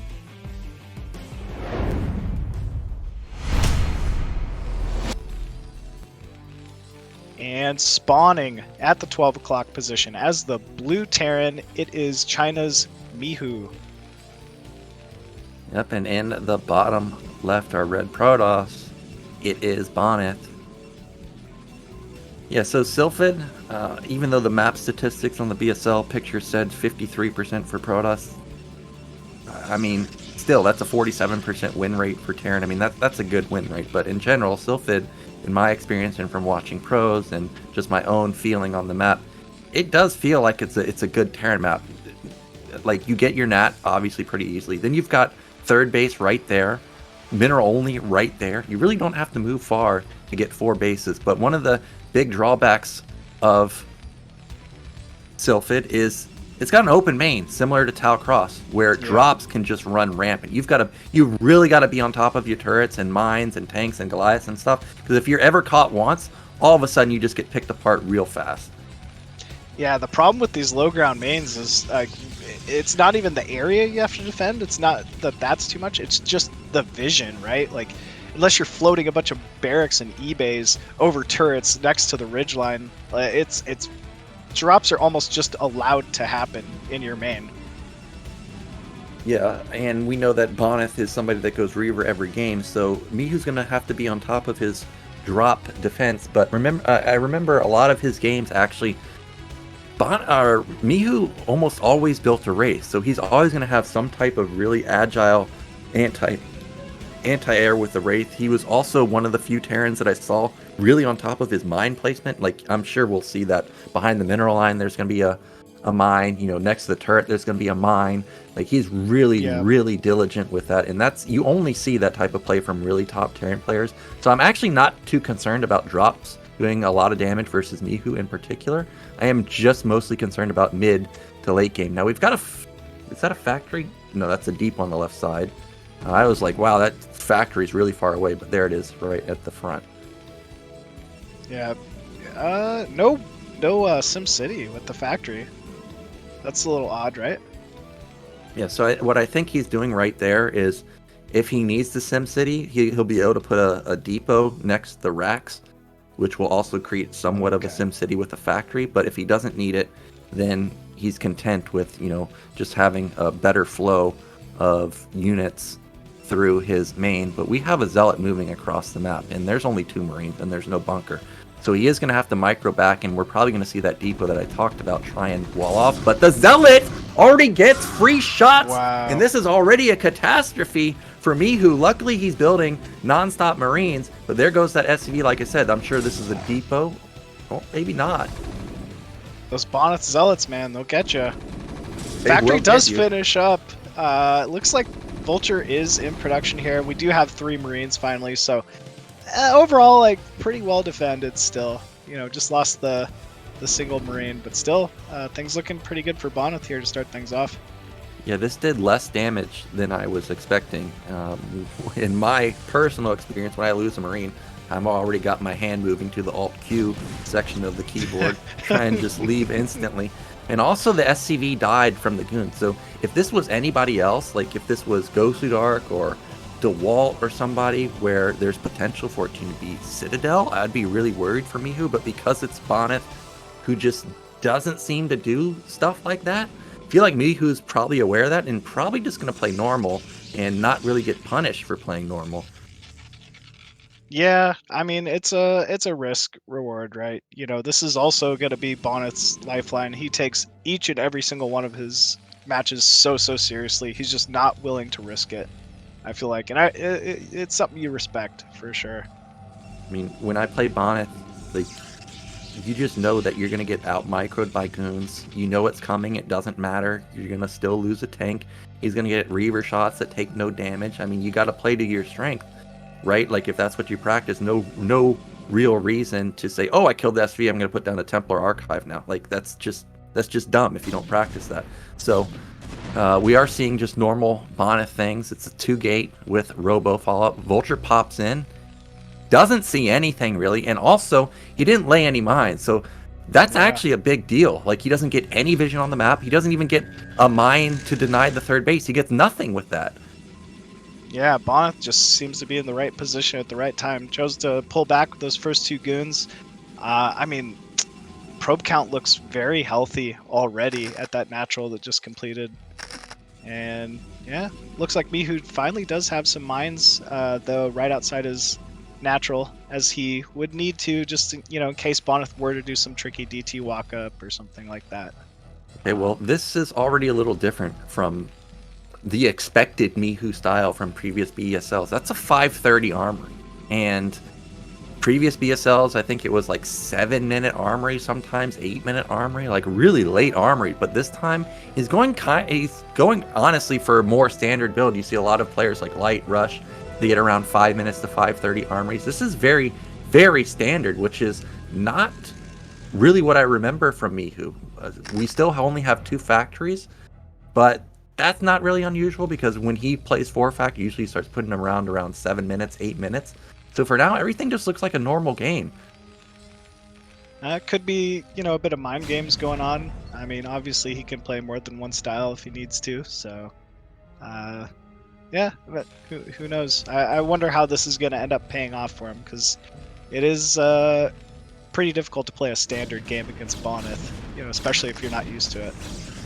Yep, he picks off, I thought he was going to pick off a second Vulture. Okay, he picks off 2 Vultures, and remember, he cleared all the mines. So, I mean, that's not necessarily a big investment, but from Protos's perspective, like, hey, you built Vultures instead of tanks, so what can you actually attack me with? So if I was Bonnet, I'd insta put down a Nexus, and that's what he's done. He's taking a third base, bottom middle, and we haven't seen any Reavers just yet. So actually, is he even going Reavers at all? Look at the control from Bonnet there. Okay, actually, that was a big mistake. He takes a mine hit, loses 2 goons for just maybe 2 Vultures. Ooh. Siege finishes just in time too. So yeah, little it's a little unfortunate there for Bonnet. Does take some pretty heavy losses, but I mean, nothing he can't really recover from. He does have that third Nexus down, like you said, Nyoken. I like the placement of it as well. Yeah, I think versus someone like me, who you got to be careful to make trades like that, because that was like 4 goons to be lost, and this guy loves to do timings. And as I say that, there's the 3rd and 4th factory, and Bonnet, I think, has taken a faster third base than I am used to seeing. Also, I still don't see Reaver anywhere. There's the Stargate though, so lost 4 goons, has no Reaver, spent 400 minerals in a Nexus, and going Stargate. I mean, that's a lot of stuff that aren't units versus a guy that's going for a timing. So Mihu, I think, has a window of opportunity to get something done. Yeah, things are starting to look a little scary here for Bonnet. I mean, some of those Dragoons have been softened up a little bit. Yeah, Vultures are scouting around. Looks like he's going to find the 3rd here. So he knows Bonyth is committed to defending 3 different bases. Yeah, I don't know. Things are looking pretty decent for Mihu at this point. Yeah, and Mihu's really known for going with like 8 to 10 tanks, 12 tanks. actually doesn't look like he is going to go for a push this time. He did just play the safe route, which is he got 4 factories, try and get a lot of units before he takes his third base. He even has a starport coming down, but no command center. Okay, again, we have another move out from Mihu, but he's going to get... Oh, no, he's not going to get punished. I meant Bonyth is going to get punished. He loses 2 more goons, and actually, based on how Mihu's playing, it really looks like this could be a 7-fact 2-1 timing. There's still no command center. Yeah, still no command center. It's just the, but he is getting that star port so he can continue along with upgrades. But yeah, I don't know. This is an odd timing from Mihu. Well, that's a Sarah machine. And Oh. that hit air? That hit tanks? No, it doesn't hit. Definitely does not hit air. Or The thing hit is, tanks. I don't think I've seen a fleet beacon anywhere. So it's not like this is for D-Web. This is just could be dead like supply right now. Yeah. Maybe he's going for that, obviously where you like tank the turret with the Corsair and do like a double Reaver drop or something like that. But I don't know. It's not going to help him here, like you're saying. He is going fleet. He is building Sairs, man. I think D-Web has potential in PvT, and I know Bonnet plays D-Web every now and then, but this just seems so greedy. You lost a lot of goons at the beginning. You're going Stargate, you're going Sair versus you don't have Reaver. He's going to lose his Nexus now. So Bonnet's only option here is to go for a counterattack. I like that. He may be able to deny the third base mineral only from Mihu, but I don't think he'll actually be able to kill Mihu. Yeah, I don't think he's going to be able to either. Yeah, that Nexus fell very quickly. Bonnet definitely caught out a little bit here. He might be able to pick off the Nexus or the command center at the mineral only though. Yeah, he doesn't know. But if this is a shuttle bomb with Reaver and Zealots, I think he could actually bust through this since it's only 2 tanks. Maybe not. The Reaver's gonna unload. Okay, it's 2 Reavers. He's gonna focus down the tank, but there's still 3 tanks behind it. But this is a lot of goons. Yeah, how times the Reaver's right. Ooh. Another tank falls. Yeah, he's gonna get And another tank. tank. Oh, those Marines, they're heroic. They almost popped the Reaver, but there's still just so many mines. Oh, that gets a good shot, but now Mihu's already back, so he ends up killing a lot of the tanks, but again, he didn't really get much done there other than killing a few vultures. Now Mihu's going to be able to defend his Nat and third base, and this is going to be 2-base Protoss versus a 3-base Terran with on-time upgrades, and I mean, you don't even have carriers. It's 1 Stargate. Yeah, I mean, everything is now going, the right way here for Mihu. The only, I guess, like Hail Mary Bonneth has at this point is those hidden Sairs with the D-Web. I don't know, maybe he can make something happen here, but if you're Mihu, you're in a very dominant position. Yeah, D-Web is a good spell. The problem with D-Web is it just costs too much. If it was something like Stasis, where you could cast 2 of them, maybe it could have more viability. But if I'm Mihu in this situation and we have a big fight in the middle of the map and there's D-Web, yeah, maybe I don't trade as effectively as I expect in the first fight, but I know that this guy doesn't have any more energy. So my second attack should be much stronger. Regardless, Bonneth is going to start taking a third base himself, but he's found himself 40 supply down with no forge upgrades, no carriers, no AoE versus a Terran. It's going to hit their 2-1 power spike in a minute or so, and Terran's approaching max. And like I said in the beginning, Mihu's not somebody that 4-facts on low eco. He's taking a 4th base. Yeah, this is a completely different Mihu from what we're used to seeing here, but man, he's playing so well. Do you think he's just waiting for that 2-1 timing, then he's going to go for it? That's all he's waiting for. 2-1 is just such a powerful power spike. If you were to go 2-1 and then, attack with just +1 and those upgrades are only halfway done, I mean, that's just really gimping your build so hard. So +1 armor kicked in. That means we're about 20 seconds away from having +2. And Mihu's almost maxed with 4 bases. So we're going to see a move out any moment now. I see 1 carrier, 3 Corsairs. There's a decent amount of ground, but there's just not enough here. Yeah, it's just not quite enough. He hasn't shown the Corsairs. I don't know. Maybe, the D-Web would have to be just miraculous to try to get a win here. And obviously the tanks would need to be just completely stacked on top of each other or something ridiculous. But as long as Mihu keeps playing like he's playing and, you know, make sure those tanks are spread, there's just no need for him to really even try to pressure at the moment. Yeah, so the longer the game goes, the better the situation is for Protoss, because right now, Protoss can't engage this. I mean, there's just no world where he'll win the trade. So the longer he waits and the more carries he can get, the better situation. But Mihu, he's not going to give him any breathing room. Here he comes. He's basically maxed. He doesn't have that much anti-air, but doesn't really need that much anti-air. He has 1 billion vultures, though. I mean, this is just so many vultures. And he's about to be on Bonyth natural in just a second. 3 Corsairs jumping in, though. Oh, come on. Here we go. I don't think he even needs the tanks, which is funny. I think if he has like 1 tank, it's probably enough to deal with the goons. The D-webs aren't bad. I mean, they're actually pretty good. They're pretty good. But the problem is you just don't have an army. It's just too little. Look at this. The vultures almost by themselves win the fight. Yeah, you were right.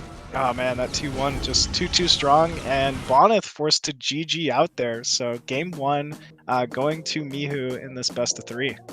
Wow. Yeah, I think it was just too greedy.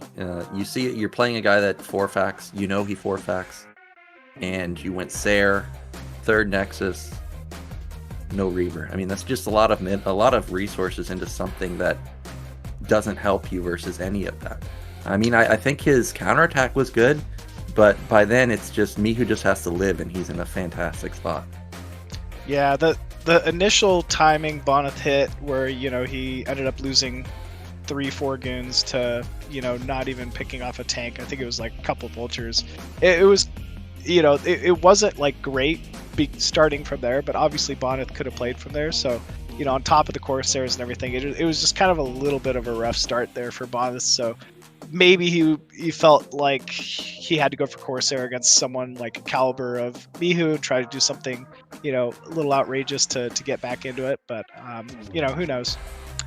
With that, at least it's going to be Bonnet's map pick here. So, you know, there's plenty of decent maps to choose from. I don't know. Of the map pool, what would you most be afraid of if you're going up against Bonnet? Odyssey? Really? Okay. I think Odyssey is Odyssey or Nemesis is one of those maps that are just gonna be vetoed the whole way.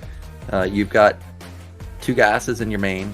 Bonnet can take his his back base, right? Yeah. And Terran has to go dropship, which, in my opinion, Terran doesn't really want to spend that amount of money to do that. So there's also so many bridges, so many high grounds on Odyssey. I would just never want to play a mid game versus Bonnet there. It's kind of similar to what's that blue map? The 2-player Overwatch, right? Yeah. Overwatch. How many times did Terran beat Bonnet on Overwatch? Never. Probably never, right? Yeah, never, right? Like, I think of Overwatch is kind of similar to Odyssey, so I would insta-veto Odyssey and try and actually play on a map like Vermeer. Obviously Bonnet's gonna have a lot of experience here too, but at least it's an open map for Terran. A lot of bases. Every base has gas, which is fantastic. So even though this is Bonnet's pick, I think this is still a good pick for Mihu.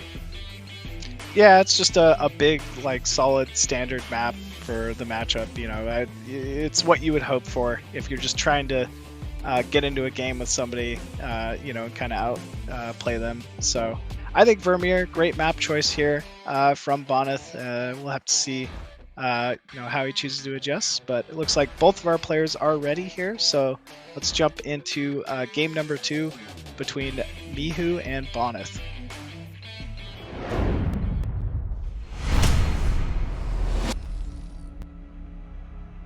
And spawning bottom right as the red Terran, it is Mihu. And in the bottom left, it is Bonnet. And I think this is really good spawns for Mihu. And the reason I say that is we know he loves to push. He can push while also defending his 3rd base. It's in that direction. So this is just the dream spawns, I imagine, for him. And like I said, Vermeer is a map that has gas at every base, and all the bases are close. Like, this is just such a good map for Terran. that it's just crazy. However, he did spawn in bottom right, and Vermeer's main layout is just so small. Every time I play this map, I just struggle to find the placement for factories. I don't know about you. Well, you play Zerg, so it's a little different, but every time I look at my base, I'm like, no man, problems.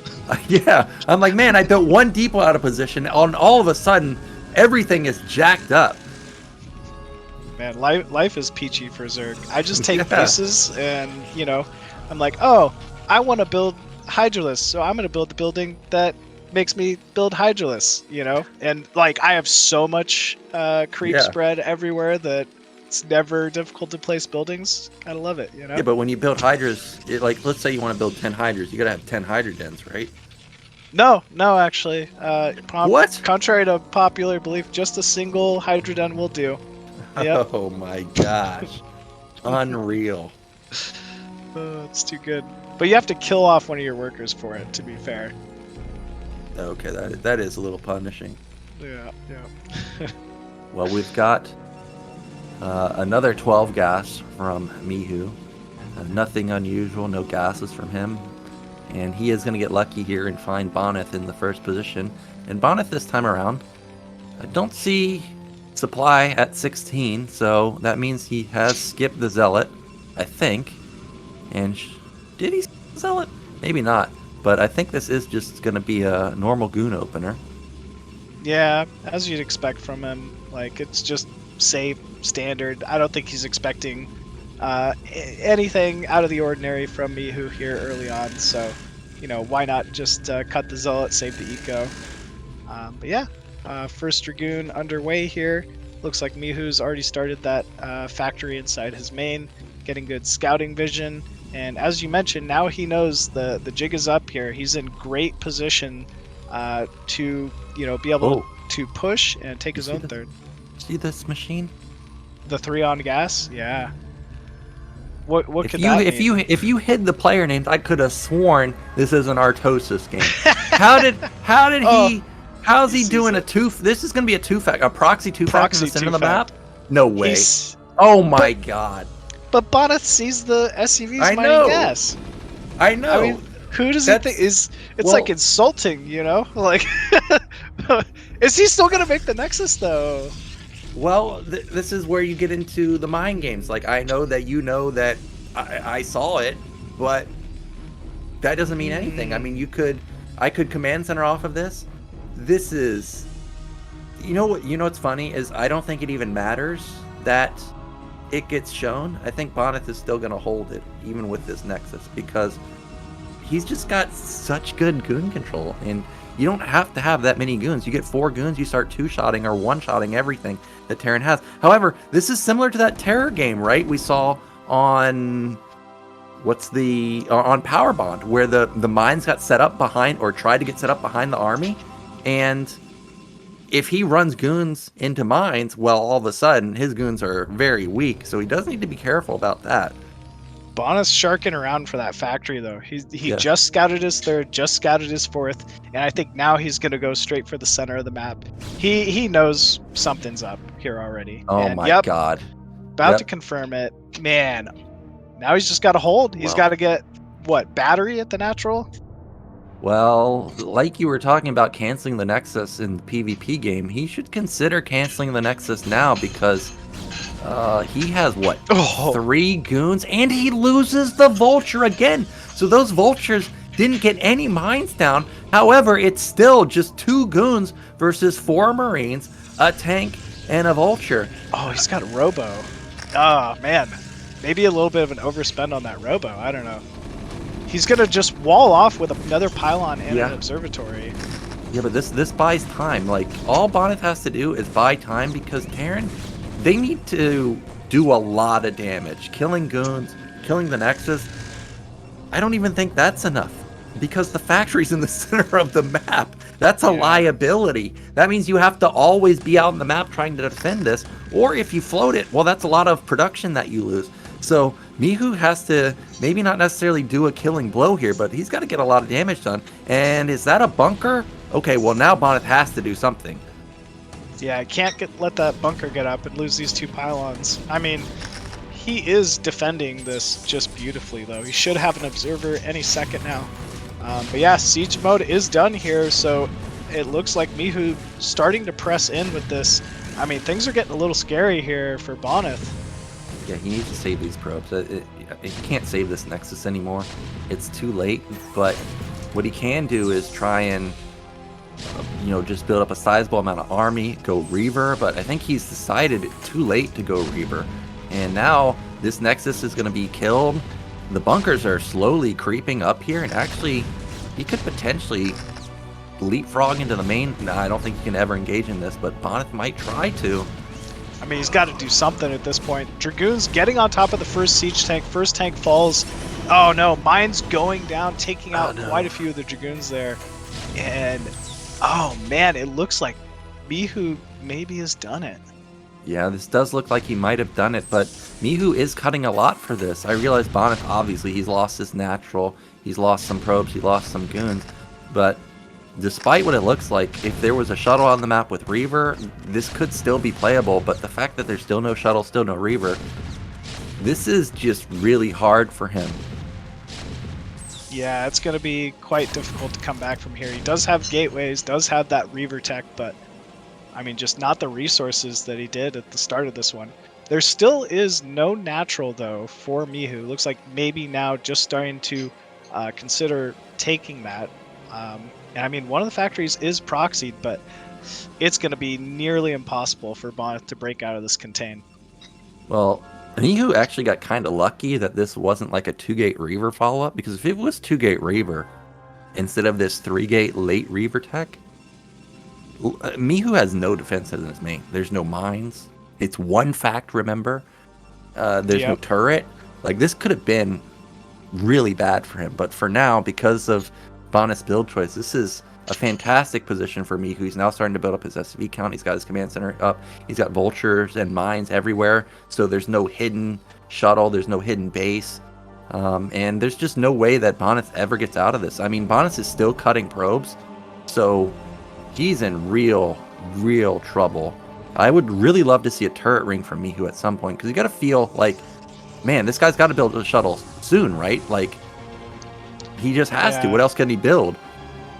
Yeah, I was thinking the same thing. This is really Bonnet's only hope, and it got scouted by an eBay, right? Like, there is no turrets in the main. Looks like, yeah, Mihu now going to start saving up his tanks, rallied through to his main here, pulling some vultures back, and he knows he just needs to defend this Reaver at all costs. Yeah, and it went from just one tank to 1 tank and 5 vultures real quickly, so those vultures with speed got to the main real fast. That Reaver got off no shot while taking a decent chunk of damage, and there was a hidden turret there. Unloads! That was a good mine pull, but doesn't get the tank, at least not just yet. Now he gets it, and now it's just non-stop vultures versus one Reaver.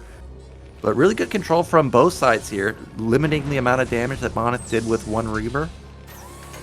Yeah, he made it look pretty simple there, but Bonnet still found a way to do some damage in not the best of positions. Picks off another building turret. Oh man, I thought he was going to get the SCV transfer there. I thought he was going to get it also. Now that Reaver did kill, what, a tank and 6 vultures or something? That is a lot of damage, but still, the Nexus can't be put down at the natural. I don't think there's another shuttle to elevate or out anywhere. Speed has kicked in for the shuttle, though, so that could be a game changer if he can ever... Oh, okay. Ooh, picked it up in time. That is so ballsy, because that Reaver would have gotten one-shotted by that mine. Yeah, he's just, I mean, so good with this Reaver control. We say it time and time again, but man, he's really making this a difficult game here for Mihu. Yeah, now Mihu has his armory done, so he can start getting range on his Goliath, and that will make the Reaver play even harder to be successful with. Bonnet is starting to be on a clock soon, though, because you can see his mineral line is starting to dwindle down. He's going to probably mine out probably by the 15-minute mark or so. So he needs to either elevate or out, get a probe out somewhere. Oh, whoa, he got double shuttle, or double robotics facility. Whoa. I guess just for more shuttles, I'm guessing. Maybe he's just gonna like do a I big think he's zealot just gonna reaver counter. bomb?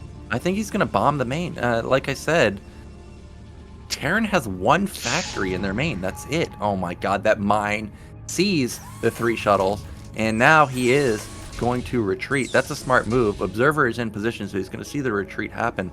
But this is exactly what Bonnet should go for, and this is going to allow him to bust out. Oh man. And that bunker, though, doing so much damage.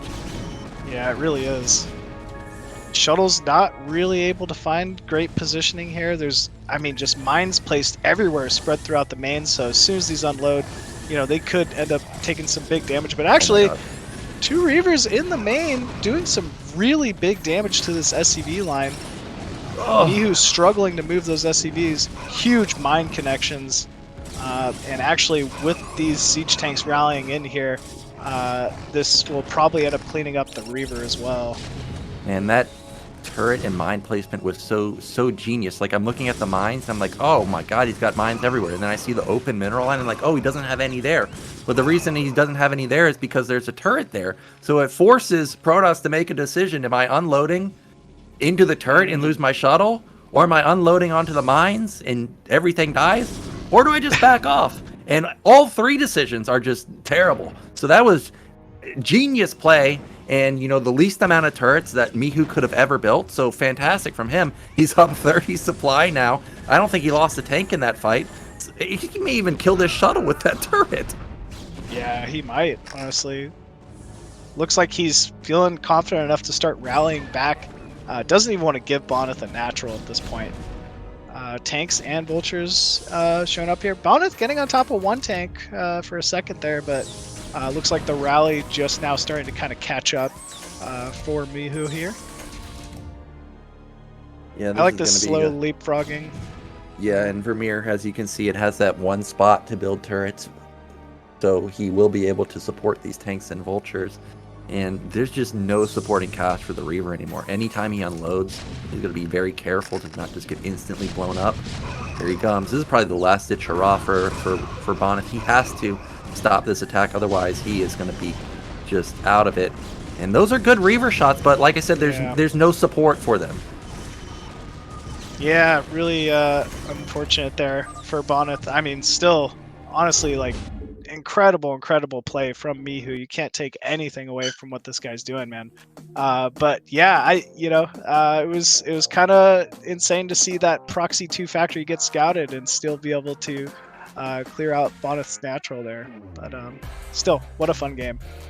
Yeah, really crazy game. And if I'm Mihu there and get my factory scouted, it's panic mode because I'm not expecting it to get scouted, but he managed it well. And I can't tell you how awkward that is as a situation from Terran. I mean, I realize it's awkward for Protoss, obviously, but from Terran, you have 1 production in your main.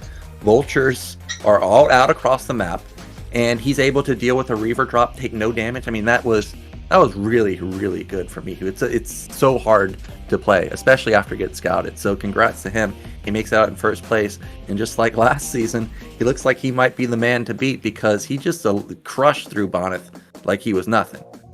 Yeah, man, he made short work of that. I mean, he went after this group of death with a vengeance, man, and he killed it. 2-0 against Bonyth. I mean, the results speak for themselves there. He's, definitely a big force to be reckoned with here in BSL 16. But yeah, with that, we will have our elimination match up next.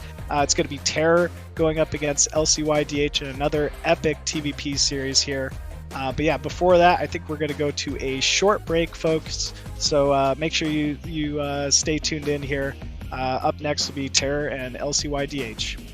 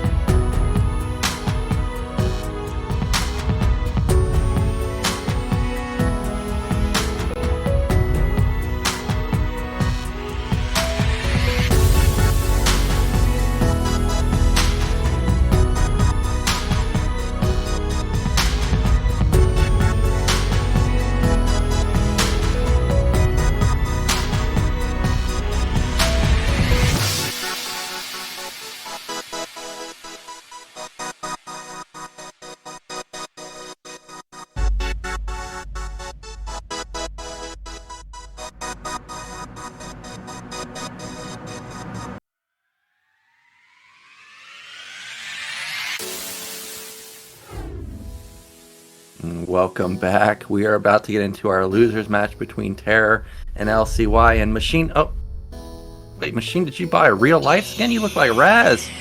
That's it. He got one of those special skins, those legendary skins. Yeah. You even sound like Razz too. So Machine has been replaced by Razz. He's going to be our Protoss specialist in our last few matches. And we're going to have an exciting one. Of course, TerrOr versus LcY in our elimination match. What do you think about TerrOr versus LcY? Does LcY have a shot versus TerrOr? And everyone has a shot. These Chinese players definitely pull some crazy builds out, so you never know. But TerrOr solid, loves those like quick third bases +1, 9 factory and move out. We saw him use it against John Hoon. We saw how strong it can be. But we'll see what LcYdH has in store for us as well. Who knows? We could see the old Nyoken DT carrier today. I'm waiting to see that come out again. Yeah, J-Star pulled out the carriers on Odyssey. He was still missing that K button in his keyboard for the DTs, but maybe LcY's got something special planned. My personal opinion is I think he needs something special planned versus TerrOr, because if you just play this guy straight up, I mean, he's macros sick, dude. Especially if he goes gasless. I'm sure you've played versus TerrOr on the ladder. He is a menace once it gets to mid and late games in terms of macro. He's one of those Terran you play against, and his vultures are just everywhere. They're just laying so many mines. You constantly got to make sure observers are grouped with your dragoons, or else you could just bleed off units just to the mine placement. You're like, oh my goodness, like literally every piece of the map is mined up. And he has a lot of really good tricky move outs that TerrOr likes to do, where he moves out with the 2 tanks and a couple marines, and he has the vultures kind of go around. So like the goons look to engage, and he's behind you with the vultures. So he definitely is a tricky Terran to play against. Yeah, he's very, very dangerous. And our first map is going to be Sylphid. Our players are ready. So, game 1 of LcY versus TerrOr coming up right now.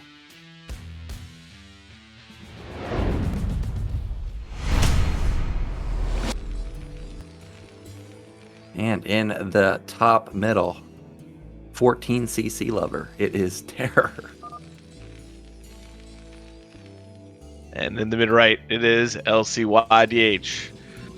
Now, Nyoken, on this map, I know it's very open for a lot of Reaver play, and just, can be strong for Protoss there. But do you feel as the game goes on in Sylphid, it's a little bit easier for Terran? Or do you feel like this is just a hard map overall to defend? I think this is a good map for Terran. You get so many bases without really having to move very far. Any map like this, I feel like Terran's maybe not a favorite, but this is definitely a good situation for them. I mean, this is similar to Vermeer in the sense that you can get 4 bases while just sitting at your natural, really, because your natural's just right there. So I really like TerrOr's position. I'm just curious how he's going to open. Today we've had an aggressive opener versus Mihu with the 6 racks, and then we went into 12 gas, and TerrOr may be feeling like he's on the brink of potentially being eliminated and maybe just cautious to do anything abnormal. So I'm expecting to see a 12 gas from him and just play it from there. Yeah, I think he'll want to play standard here. I think he'll feel like his chances against LcYdH are pretty good, so no reason to get tricky. Like, let's just get into a game. And I definitely agree with your comments on the map. I feel like as this game goes on, it's hard to find places to attack with a ground army. Like, carriers are definitely preferable if you can get them up quick enough. But TerrOr, also a master at getting those factories out and macroing and taking out early carrier pushes. Got to be careful with them. Yeah, I'm still waiting for the TerrOr special, which is the 1 fact expand starport into 5 fact and then 7 fact. I mean, it feels like it's his best build. I think every time I've seen him play it, he's won. So I'm hoping we get to see that, especially since this map is so good for drops, not just for Protoss, but also for Terran. And for now, we do have the 12 gas, and we do have standard cybernetics from LcY, and I do not think a Zealot was built, so that is just me. Okay, Oh. It is going to be a 2-gate, and it is is that a 10-15? That was a 10-15 Nyoken, and that's what I was just going to say. 10-15 getting pulled back into BSL. Wild here. 10-15. I mean, I remember the days of LcYdH. You play versus a 10-15 back when you didn't have a freak of odds of pros play, back when you didn't have, a lot of pro tier replays on the market. You're just like, holy smokes, how do I stop this 10-15 on LcYdH? You just got 1 billion units. Well, the answer is siege mode in a bunker with anything. to just keep those goons back. Floated racks in front of the bunker, anything is the answer. So I think TerrOr has identified that, hey, this guy's cutting and he's on 2 gate. I just need to get some siege mode and bunker, and he should be fine. He's also continuing to mine gas, which is exactly what you need, because you need to rush that siege mode. Yeah, I mean, 10-15 earned a lot of points on ICA playing on Medusa doing the 10-15. That was the way to go, but like you said, it's kind of figured out now, and if TerrOr can just get siege mode up and, like you said, go into even drop play from here, it's just going to be so difficult for LcY because you're cutting a ton of probes to do this. Eco is definitely feeling it as Protoss. Yeah, I mean, you really cut hard, and I guess the one downfall, or the one thing that makes it hard for TerrOr now, is you have to evaluate, okay, is this guy really committing to the 10-15, or is this like a fake? Like, he's just cut to act like he's going 10-15, and then he's going to Nexus behind it. TerrOr's done a good job to keep his SCV alive, but he needs to go continue to scout. Like, this isn't Ghost to Dark, where when you're playing Ghost to Dark and he shows you 10-15, you know it's a lot of goons. Like, you really need to figure out what this guy's doing. Units are coming. They're coming to your base. Yeah, we see TerrOr here just getting a good SimCity in the front, so the goons cannot run by either. I don't know, on this map I feel like going from bottom to top to the bunker with the Dragoons is always like this weird sweet spot to be able to hit the bunker with the ranged Dragoons. Like, it's almost better coming from an angle. Oh man, we can't do that, Nyoken. We can't keep taking tons of damage on those Dragoons. We're going to need those to be a little healthy. Yeah, and that this SCV was critical. He confirms that it was just 4 goons into an expansion, and now LcY is powering out of it. So now TerrOr's going to realize, okay, I don't need to build 2 or 3 tanks before my command center. Just 1 is probably fine. So he instantly builds the command center. He's also got 3 SCVs repairing that bunker.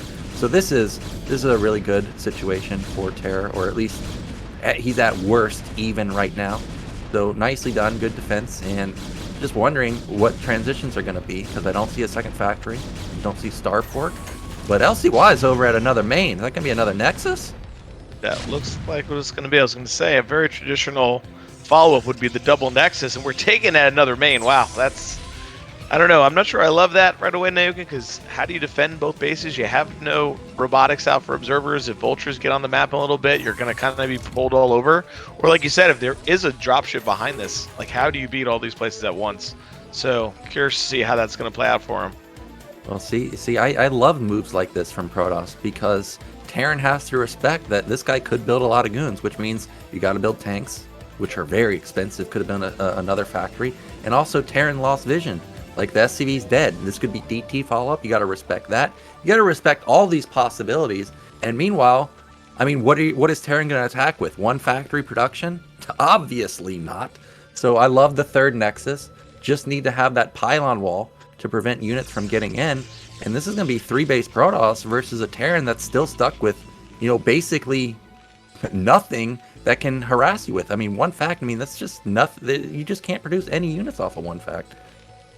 Yeah, he's going up to 3 now. He's definitely going to want to get onto the map as soon as he can with these vultures. I like that LcY has his goons outside of TerrOr's base, making sure that he's not going to let any free scouting going on, especially because he is doing this little tricky ninja expansion in the mid left. I wonder if he is going to try to just go gateway man here and try to keep TerrOr in that 2 bases, or if we're going to see some kind of quick carrier arbiter transition.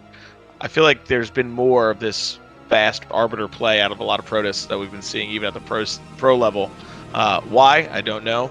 Maybe to deal with those quick unit timings, but I feel like carriers are always better. But oh man, hold on, Nyoken. We got some vultures here going into the mineral line of TerrOr's 3.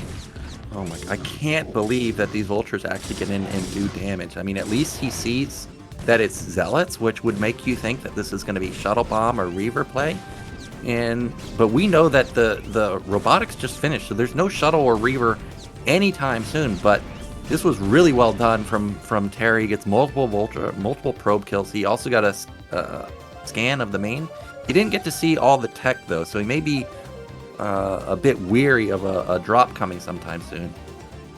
Yeah, I think that really just hurts LcY, even though he has that 3rd Nexus down right away, because he cut so many probes already. To take that kind of probe damage again really hurts.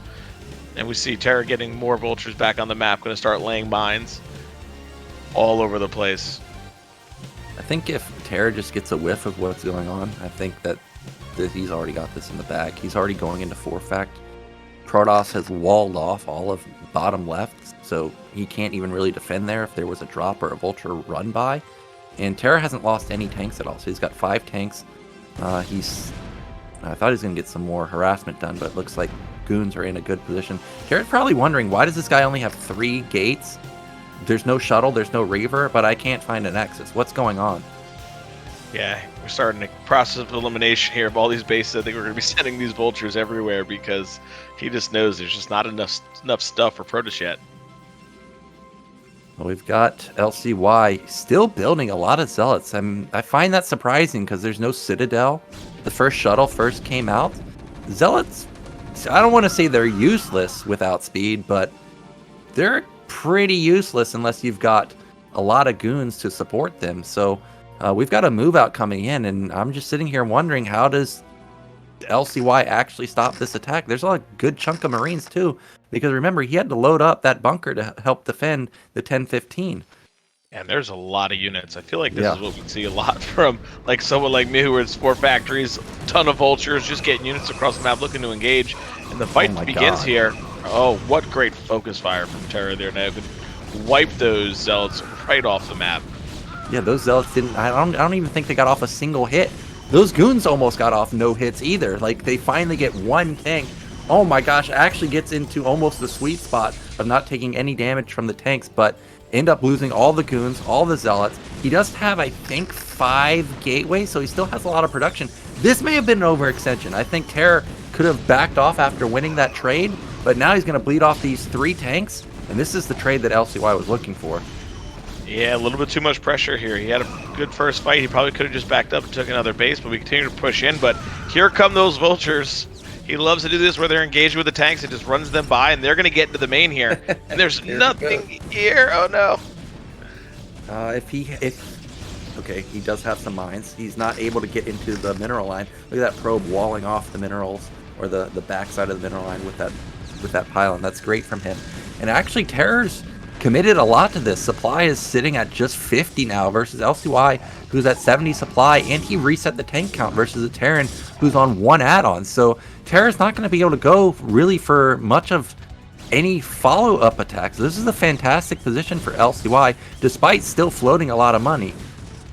I was going to say, floating a ton of money, but I think he's been able to hold this attack, and because he had that 3rd base, he should be sitting pretty well this eco. He should be able to add a lot of gateways and really flood TerrOr now back. Oh, that an opening? Oh my god, how? I can't believe that there's an opening there, but it didn't seem like TerrOr recognizes there's an opening, but somehow he's already got a tank over here. He's laid a big minefield, and now these probes, if that tank gets through, somebody's going to need to get David Kim on the line to fix the terrain layout and sizing of these buildings. Oh man, I thought that vulture was going to slide through, man, break into the wall and go right through in there. I was like, oh no. Well, those cannons I don't think are complete in the mineral line yet. Okay, I guess the vultures will get here slightly too late to kill a lot of probes, but here comes LcY clearing out the mines. There is only 1 tank here, so TerrOr only has a small moment of time. Okay, actually has 2 tanks, so he does have a lot of time, or a lot of damage output to knock down these cannons. And he's going to use that wall that Protoss made against him. Now the Protoss units are going to have to funnel through that right side where he's laying mines. There's probably going to take a lot of damage. They should be able to clear. Oh, he's not going to fight there. He's just going to go for the probes. I really like that decision from TerrOr. Trying to get as much eco damage done as he can, not engaging with this big Protoss army.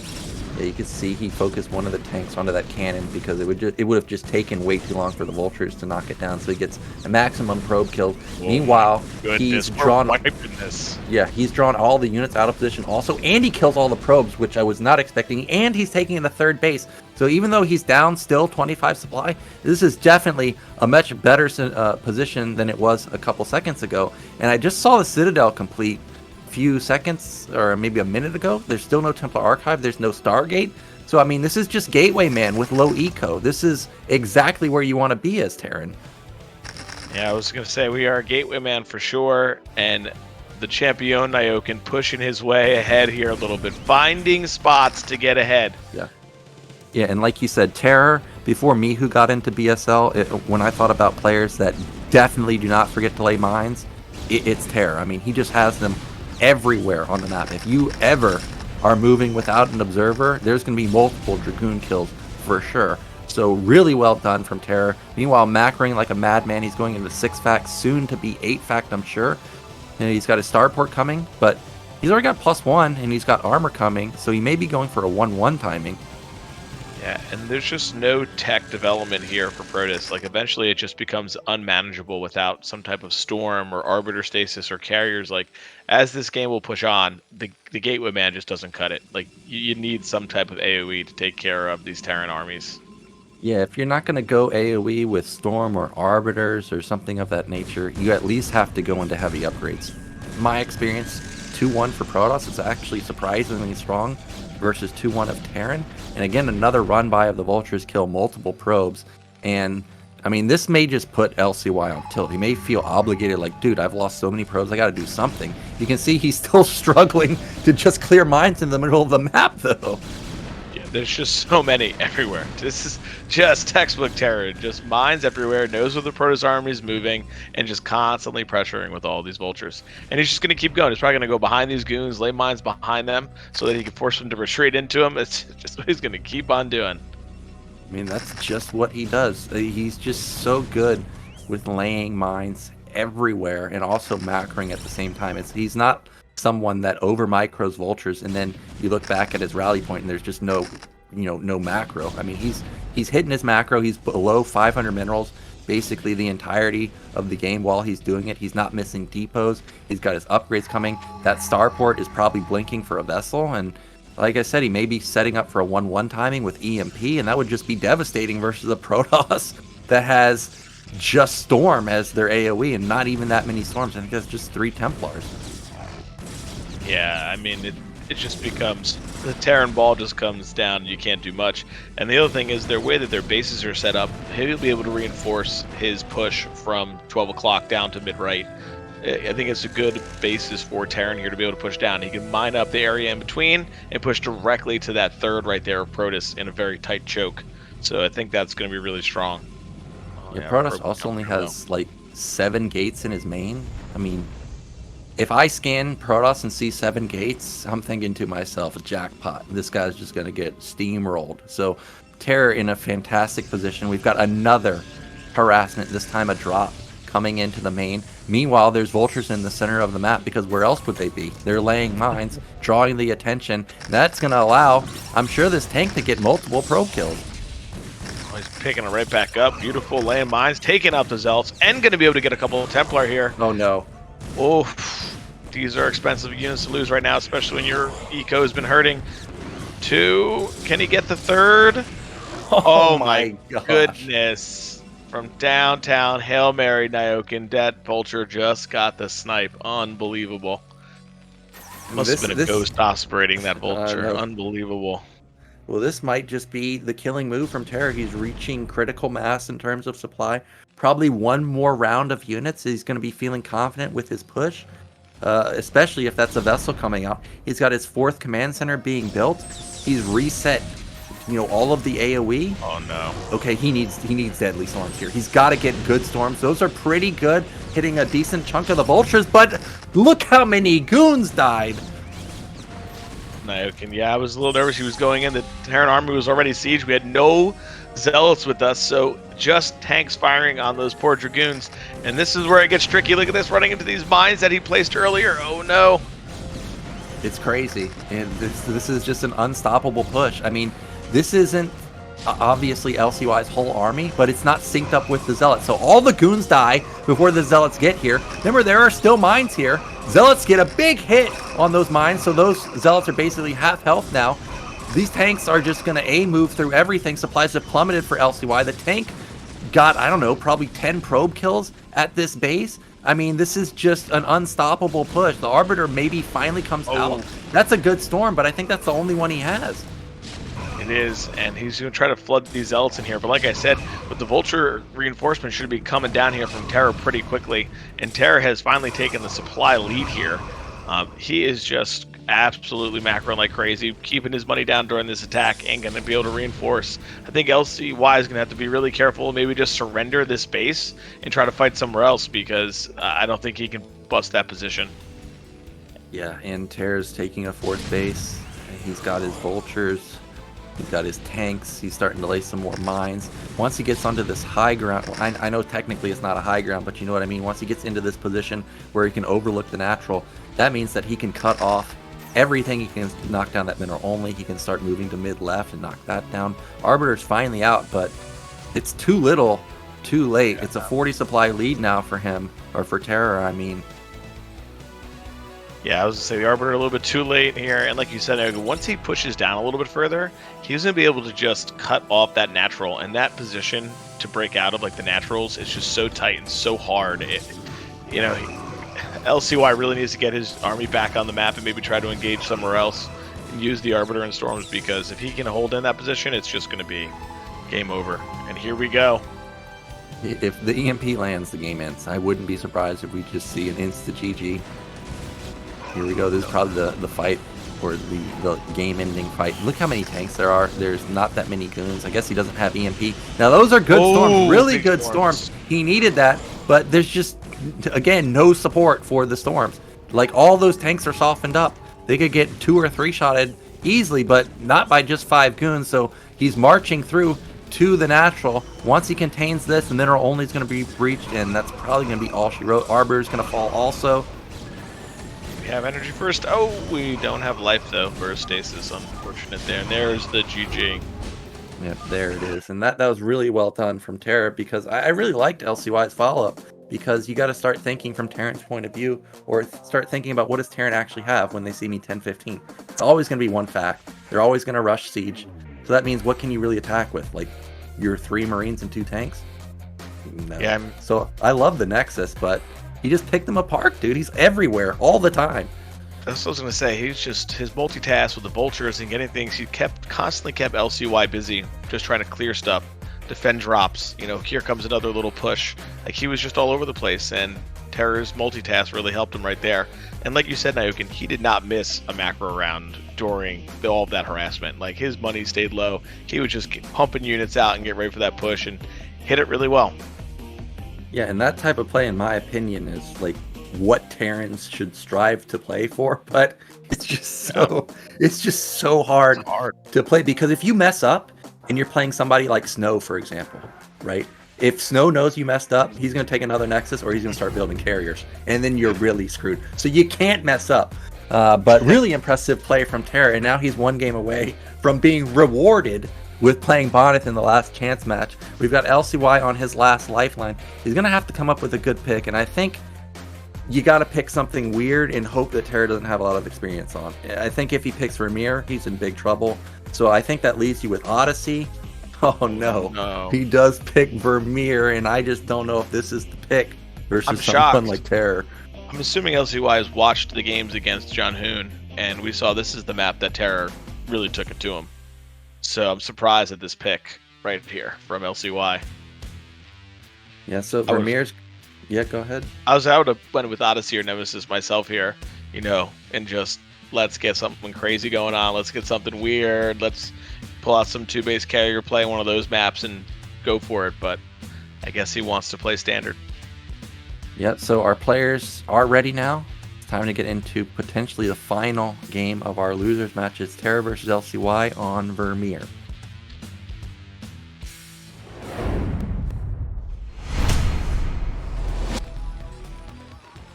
So in the top right in the blue, or in the bottom right in the blue, it is TerrOr. And in the bottom left, it is our Protoss from China. It is LCY. I feel like, I see this, and I always get, especially when players want to be aggressive, these push distances on the horizontal always are a little bit more, I feel like, challenging on this map versus the vertical. So we'll see if that comes into play and into effect here. Yeah, I also have the same feeling. I don't know why, because you would think that the position of those, high grounds are similarly placed, but for some reason the horizontal just feels different than pushing vertically. Regardless, I think this is a really good map for TerrOr. I think this is probably LCY's best map in terms of comfortability. But I agree. I think we should have seen Odyssey or Nemesis, because I imagine we're probably going to have walled off third base or fourth base again, like mid-left, for example, maybe with an Nexus. And you know TerrOr's going to drop there, draw you out of position, and then push at the same time. I feel like it's going to be another nightmare scenario, just like on Sylphid. Yeah, I think we saw that in his last game here, where he just was dropping, pulling the army out with some vultures and the 2-tank drop, and then he'd move his army across the map. And John Hoon was totally caught with half his army across the map, and TerrOr just so strong with that. Yeah, so we do have what looks like it's going to be the gasless opener from TerrOr, and I think other than his 1-fact, 1-port, 7-fact follow-up, I think this is TerrOr's second best build. He just has so much stuff, and it's so fast, and he's not someone that always goes 2-1 every game. He'll hit you with a 1-1 timing, so you got to be diligent with your observer, scouting, figure out, okay, this guy's armory is win, is this going to be a 1-1, is this going to be a 2-1? Because if you think it's going to be a 2-1, and he goes for like a 10-fact 1-1 timing, oh man, he's going to be maxed so fast, he'll really catch you off guard. Yeah, and I feel like as Protoss, when you see this, when you finally scout it, you're like, oh no, I got to do some damage of some kind now. Like, let me get my Reaver out, let me get something, because I just feel like Terran is just immediately ahead with getting that second command center, second gas right away. So we'll see what LcY does, but he's doing one of these late scouts now. Last time he didn't scout at all until the Dragoon was out. He is not going to recognize what the build is at all. Yeah, he has no idea that this is coming. He got a little greedy here, going for no scout, no zealot, no anything. Just blindly going to put down that 21 Nexus, or 20 Nexus, I guess, in this case. And TerrOr's going to get away with not just gasless. He could skip the bunker. He also saw I think there was no range, right? So, okay, he's not going to get greedy. I guess he doesn't know that there's no zealot. So this is the safe play. But he didn't necessarily need it. However, these Marines are going to move out, and that probe's going to insta-die, and he's still going to be unaware that this is gasless. Yeah, so the no range is pretty common out with the 19 Nexus, but usually you get it after, but he's just going right into the robo, so we'll see if he just wants to get a Reaver out on the map and try to maybe push that front a little bit. High pressure, you want to force Terran to repair and use as many SCVs, so maybe he plans on trying to hit the front and use the Reaver to drop in the back to try to catch up a little bit, because Terra is just going to start getting such a worker difference because of this fast command center. Yeah, but I like this build choice from LcY. He's gone into fast robo. Of course, he got very lucky to go into fast robo versus gasless, because if this was a one base play from TerrOr, LcY is already dead. So this is a good follow-up, getting a little bit lucky here. We've got TerrOr going into his nat gas instantly. He really wants to catch up his gas count. First factory is about halfway done, and just now Protoss is getting the first glimpse of what Terran is doing, but he didn't poke in with the goon, so he still doesn't really know. All he saw was a bunker. Yeah, which if he knows Terra could be doing a 2-fact, no problem. So he really wanted to try to get that clarity, but he said, don't worry about it. I'm just going to get that Reaver as fast as possible. I'll scout with that. Yeah, I mean, the Reaver, if you can get it fast enough, should be able to shut down the 2-fact. We, of course, see it's not a 2-fact, but that's a damn fast armory follow-up. So this is a 445 armory. Gasless, though. So he's going to have big eco with fast upgrades. Generally, when you start the armory, you just add 7 minutes for when you would have +2. So that's going to give him around a 12-minute +2 timing. That's going to be insane and really tough to stop. Yeah, that's tough for Protoss, especially if we don't get enough done with this Reaver. I think a lot of the game is going to rely on how much damage can we get done on the SCV lines with the Reaver, and can we contain with it? So we'll see what LcY pulls out with that, because I think he's going to need it. But hurt ring going up here, Nyoken. That doesn't seem good for a Reaver opening. Yeah, this is exactly what you should be doing as Terran. Get that turret ring up. I guess there is slightly a gap at the top side of the natural, and obviously right there in the middle. But because he rushed this armory so quick, he'll be able to pump out some Goliaths. And actually, if you watch Flash VODs, one of the intricacies and one of the optimizations Flash does is he always leaves one tiny spot open for no turrets. And the reason he does that is because he just uses his Goliaths to sit there and save those 75 minerals for, potentially a faster command center.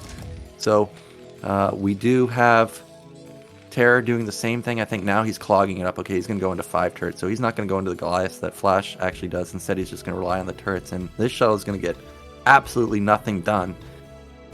Yeah, we're going to have to go home with this thing. We cannot fly over this turret. We're just going for it. We're just going for it. Oh my gosh, and it dies. And that means that the Reaver's going to die too. So he may trade the Reaver for the tank. But the Marine, he's a hero. Give that man a medal. Oh my goodness, that Marine. And he survives. That means he's going to get in the bunker too. Oh my god. He's going to be able to actually go to his own ceremony and accept that medal. Well, this was an interesting move, and he does get 2 tanks now, maybe? Oh, the SCVs need medals too! Oh my goodness! Oh my goodness! Repair overpowered Nyoken. I can't believe this.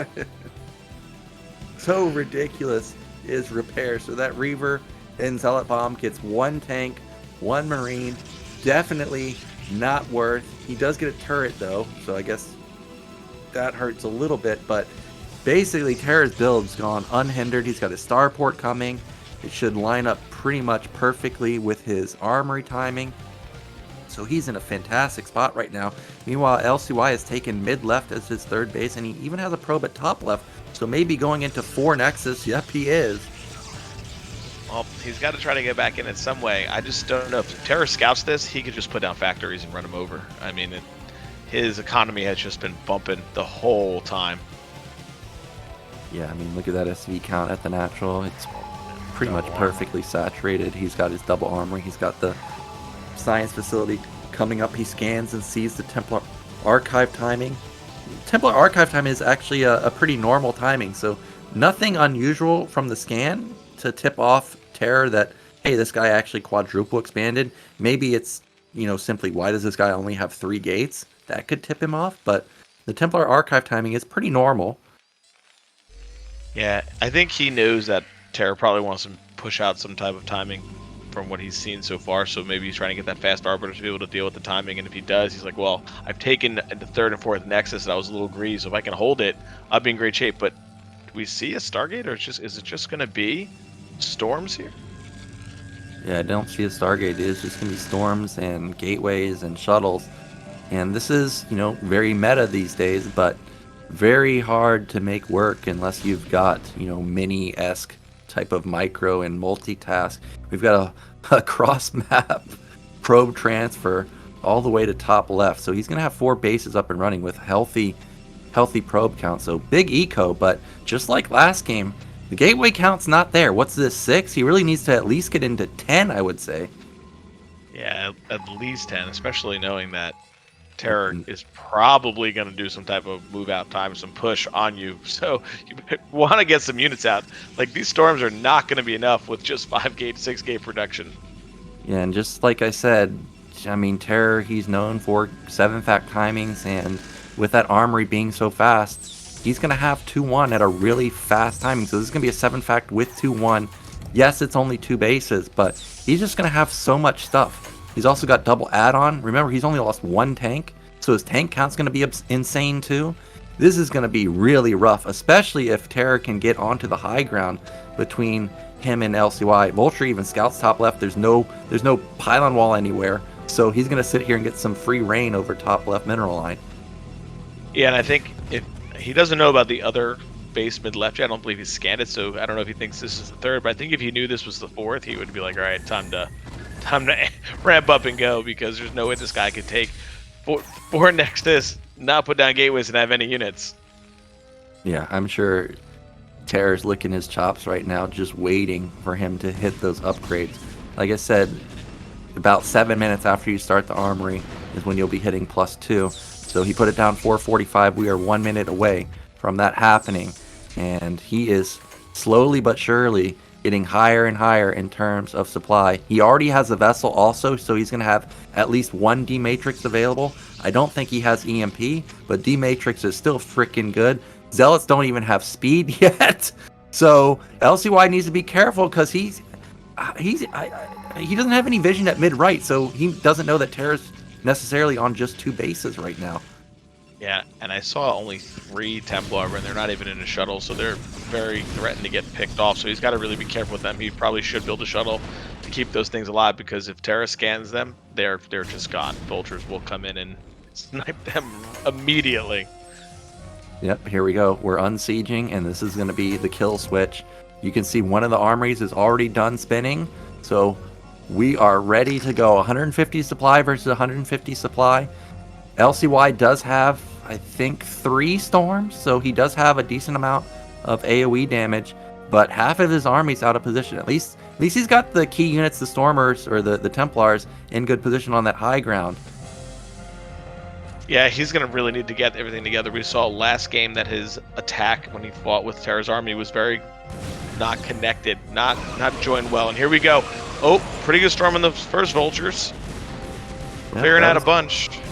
That was really good. He softened up a lot of them, but oh, he needs to get that vessel, man. The D-Matrix is a really crucial upgrade. Hopefully he remembers about his whole army. Okay, he does. Oh no, he's only kind of used half of his army. He needs to engage this before Terran gets into siege mode. There are no mine split set up just yet, so the Zealots can actually do a good job. There's a good D-Matrix at the top. Templar needs a great storm on those Vultures. That would be awesome. That is awesome. Hits about 9 of the Vultures, but you can see the power of the 2-1. Why are the goons at the top not helping? He needs to bring his army down immediately. They're stuck there, Nyoken. That could be absolute big error from him. Will he be able to clean this up? These tanks can go down easily. Just get the Zealots on them. There we go, bringing them down. Oh my gosh, so the one big timing that Terra had gets denied pretty easily by LcY. I was very worried since he had a lot of his goons at the top not helping with the fight, but still overruns. And you can see that's what the whole strategy was from Terra, because now that he's lost his army, look at his supply count. It went from 150 to 150 to now it's 150 to 80. So that's how committed he was to that attack, and now LcY's in a dominant position. Yeah, like we were saying before, now, if he can hold that first push and he has 4 bases already, he can pretty much do what he wants from here. He can transition into a carrier, he can take just more Nexus, he may be able to do both, because Terra's kind of stuck now and going to have to sit a little bit here and rebuild up that tank count. Yeah, and even though there's no Arbiters or no carriers, I find that there is double Forge, so he's going to have good upgrades going up against this heavily upgraded Terran army. Because he won that fight, I think LcY needs to consider just dive bombing on the army over and over and over and over, make sure that this third base never gets fortified. He's up 60 supply. There are a decent amount of mines, but the lack of tanks is really the thing that Terra is mostly worried about. Yeah, he's moving that observer into position right now just to see what's there, and I think once he sees there's only 3 or 4 tanks, I think we're going to have the old 1A, 2A, 3A move coming in here, Nyoken. Yeah, this might be it. It's just too much of a supply gap. I mean, +2 is very strong, but when you're down 80 supply, there's just no hope. I mean, he really needs to get this third base also, because his main and naturals can be mining out pretty soon, especially since he went gasless, but he gets busted, and that means LcY brings it up and ties it 1-1. Wow, I'm actually really surprised, Nyoken, that he was able to hold that attack almost pretty easily, even without an entire group of Dragoons coming down. Good storms were there, and then he was able to push through, but I was like, wow, I think he's in some trouble with the way that his build went, but he knew what he was doing. He macroed it out well. Yeah, he had a really good macro, like you said, and the engagement went better than I thought. The storm on the Vultures at the bottom was critical. It hit like 9 of them, and that's a lot of DPS just down the drain instantly for Terror, where, you know, those could have been helping support kill the Zealots. But LcY clutched it when he needed to, gets a win on his last lifeline, and that means we're going into game 3. Now it's Terror's pick, and if I'm Terror here, I guess really all I'm worried about is Odyssey or Nemesis. Oh wait, I guess. Oh, it's my pick. Well, I don't care about that. So yeah. I'm picking Circuit Breakers. Yeah, what am I doing? What am I talking about? I'm picking Circuit Breakers. I don't need to worry about these 2 maps. Hey, I was gonna say, I figured you said you want Circuit Breaker. You started mentioning Odyssey. I'm like, oh man, he's lost it. He's lost his mind. He can't believe it. So yeah, I would imagine that Circuit Breaker for Terror would probably be something that he'd want. I think standard map, he could take a base quickly, and if he does get those horizontal positions, it is so hard to push those stop those timing pushes that are coming through the top of the map or the bottom. So I think that's a pretty solid pick for him. Yeah, and I think he's gonna pick Circuit Breaker or Butter, and when he picks it, not if, he's gonna play a normal. Not that gasless 7-fact isn't normal, but he's gonna play for more than just one timing, 100%. Or he's gonna play his port into 7-fact timing. It's not gonna be this gasless timing. He's gonna harass you and then hit a timing, or he's just gonna play big macro. I don't think he's gonna risk it on a 2-base. That's what I would be expecting. So if I was LcYdH, I would probably play similar to what I did last 2 games, really, which is take a lot of bases, get the Templars. Maybe you don't need the Arbiters, but definitely a lot of gates and AoE from the Storm. Yeah, I mean, I really feel that LcYdH should feel good about how he played that game out. He was able to out macro him, even though it was a 7-fact time push. So he should be feeling pretty confident. Oh my goodness. Okay, so. Okay, well, we're gonna have Nemesis, but this is not Nemesis. Yeah. I'm sitting here, I'm like, that's a weird Circuit Breakers and Nemesis map. I've never seen that one before. So Nemesis is the pick. And I think based off the Sylphid game where you saw TerrOr going for that constant harassment with the drops, I don't even think this is a bad map for TerrOr. Like, I think this is a good map pick, but I still would have picked Circuit Breakers. Regardless, TerrOr's decided Nemesis is the go-to. So let's get into the deciding match between LcYdH and TerrOr.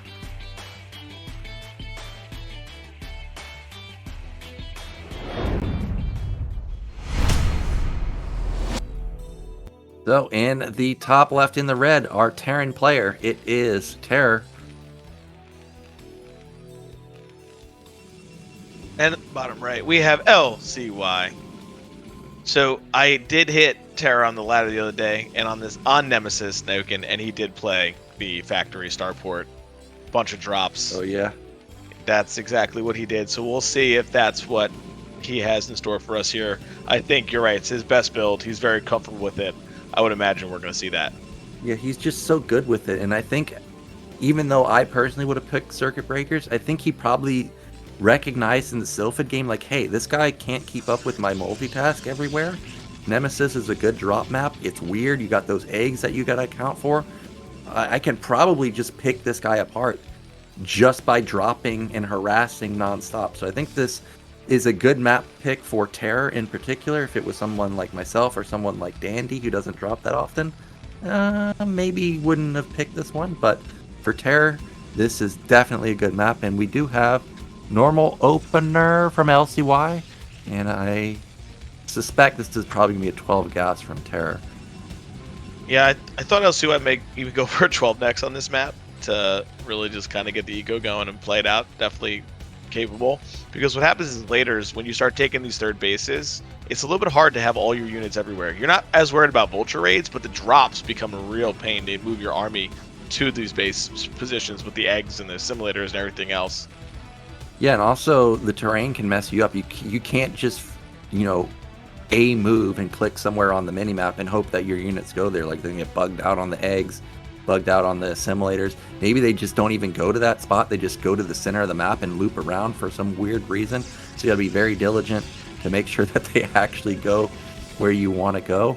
Also, he's also got to be careful to defend his natural too, because if there's a drop, you can put drops over the natural on Nemesis, and that's on high ground too. So if there's ever a moment where there's no vision, we could have like a double tank drop there, kills like the entire probe line in a second. So definitely gonna have to be on top of that also. And we do have 12 gas from TerrOr, and again, no Zealot opener from LcYdH. Yeah, I like that he went with the 19 Nexus. It's been kind of something I think we see more and more. No 21, no 23, just go 19 over range, really get that econ going, and then you can take a pretty fast third, almost like a 6-minute third, and feel pretty comfortable. Last game he chose to go for the fast robo. We'll see if he does that, because a lot of common follow-ups that like professional pros have seen Mini do it a lot, where he adds the second gateway and he just hits the bunker a ton and really just forces repairs and just tries to keep taking eco lead. And we do have SCV gonna find Protoss last, and that could be Citadel. This? Hello. Oh. Okay. So taking something out of Nyoken's PVT page 4. Yeah, page 4. I don't know. It's just page. My PVT has one page, man. First line is build DT, second line is build cannons, and third is build carriers. That's it. That's all there is to it. And I'm trying to... Stage 4 is get Arbiter recall carriers. Oh, yeah, that's... have them in their main. Yeah, that's if we get to an actual mid and late game and it gets into a weird situation. But this SCV, does he make it in? Oh my god, he again comes in and sees that there is 2 gate and there's no nexus. He did see a second goon pop out, but the key here is he saw that there's a second gate and it was weirdly timed. So this looks like it could be DT despite not getting into the main. He did see that the core was spinning. So a lot of times you skip the range for the extra gas to get the DT, but I think TerrOr's going to probably drop an eBay and just play it out safe from here. Unless the mind games are in, he thinks that it could be a 10-15 again or something weird like that. But the gateway wasn't complete, so he probably should know. Oh my gosh. If he sacks the Vulture to make sure there's no Nexus, okay, he already knows it's DT. Okay, so now all he has to do is get mines and eBay, and he has put himself in a fantastic position. He kills a probe, he's going to kill 2 probes, and now of course he has confirmed that it's DT. So LCY, this is a really tough position for him. I wonder what he's going to follow up. Is he already going to give up on it and go like Arbiter, or is he actually going to try and make this work? Yeah, I was going to say, you could just not make any DT and just take a double Nexus and try to get back in that way, because you have to assume that your DT at this point are going to do absolutely nothing. Like, TerrOr has scouted it, he's confirmed it, he will be prepared for the DT to come in the front. Yeah, and there's still no Nexus, so it looks like he is really going to try and make this work. I guess one thing that could be scary for TerrOr is those goons do have range, right? So if the goons run in and focus the turret, yeah, I mean, it's only 3 goons, so I don't think that's going to happen, but I have had games where they focus down the turret and I just lose. The other piece of this Nyoken is the map. He can send the DT. Oh, that's right. 12 o'clock and kill the eggs and go through. And the Dragoons and the DT do a ton of damage to the eggs. Yeah, there could be so much pressure at the natural that TerrOr forgets what map he's on. And, you know, DTs deal 40 damage, so these eggs are going to get just crushed through really quickly. Look at that, 2 of them already gone. There's a turret in the main, but remember, Terran's only on 1 factory, so there's really not a lot of units. They're also in siege mode, so he needs to be very careful with where he places his units, because if a turret dies, this game could be over. There's no academy, there's no comsat. Yeah, I would love for LCY to send his Dragoons with these DTs to help pick off turrets, because if you pick off both these turrets, the game is over. The game ends. Smartly, he's moving into position. Oh no, he's sieging. DTs. Yeah, he's sieging. Oh, the DTs, they just gonna run to their death. Oh no, they're not. Not yet, at least. That is one angry Cape boy. Oh, the Marine. Hero Marine again? Does he get a medal? No, he does not get a medal. Oh, but he runs into vision. He needs to run away. The SCVs, they get the medal. Oh my god, the Medal of Honor, those SCVs. Goodness. Here we go. We're just going for it. This is a scary situation. Oh my gosh. Clutch SCV repair. Did you see that? The SCVs again. Clutch it. Oh my god. Those guys, linebackers, unbelievable. Block in for the tanks, making sure those DT didn't get through. Incredible stop there from TerrOr. Both times SCVs coming out clutch. Oh my god, that was insane from TerrOr there. Again, he's still not out of the woodworks because DTs could still consistently come into the main, and he spots it with, again, an SCV. Vulture's in position. This time he has comsat, so these DTs just should be dead in the water. But I'm looking at the SCV count for TerrOr in his main. He has like 9 mining his minerals, so actually not very good eco. DTs dive bomb onto the turret and he gets it. But like I said, the comsat is done, so those DTs die. But if you look at the supply, this is still a manageable situation just because it doesn't seem like TerrOr's eco is that good. I guess he had to spend a lot of money on the extra turrets and making the wall in the front, but LCY is really committing to this whole DT thing. He is like, I'm going to make it work. I'm going to force it, because we now have like the 7th and 8th TT on the map right now. I know, this is... this is literally what I do. Oh, I only have... goodness. The only key in my keyboard is K for those Oh Dark my- Templars. He's going to be running into the natural. Remember, he's still got scans available, so he can kill these DTs if he wants. I thought he had scans. Maybe he doesn't. Oh my goodness, this is gonna cause a lot of damage here. There was nothing in the main. Oh my goodness. Okay. So, I thought there was going to be a ton of damage there, but I guess not. I guess he's able to clear them out. DTs, good choice. they're not bad. You know, one time somebody on EG asked me why don't I build zealots to support my DTs, and I just told him, like, well, DTs deal 40 damage. Zealots only deal 16, so why would I build zealots? And they get triple the damage almost. Not needed. Not needed indeed. There are 2 more DT that were built, so we are really committing to it, man. He has read Nyoken's PVT book. Unbelievable. All 4 pages of it. He's got it down, Pat. Where are the Stargates? Come on. Then we'll really know. Well, here we go. What's this? 4 goons. 4 goons, 3 zealots. Oh, well, he's going to catch these units out of position. Oh, gonna be able to pick off a tank, maybe? No. And Oh, these are okay. not high grounds either. These are going to be here even territory anyway. So, but those poor DT down. Will we make some more? We shall see soon. Oh, there we go. He's trying to lay those mines in the back, but unbeknownst to him, there's still more DTs. And I don't know what's going on, but LcY, who was on 1 base DT, all of a sudden he's up 20 supply. There's a DT in TerrOr's main, which is annoying. TerrOr's tank count has been reset. He still has so many SCVs at his natural and not that many SCVs in his main that his eco still isn't that great. Also, he's not mining his nat gas. So a map that you would really think is strong for TerrOr because he's the one that makes games weird. LcY is the one making it weird and TerrOr's the one on the back foot.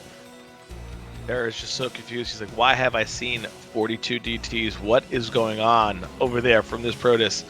But the multitask here of LcY is now tasking TerrOr a ton. These DTs in the main, hitting SCVs, having to pull them. He is starting to take a little bit of advantages here that have put him back in this game. Ooh, TerrOr scanned, but missed it.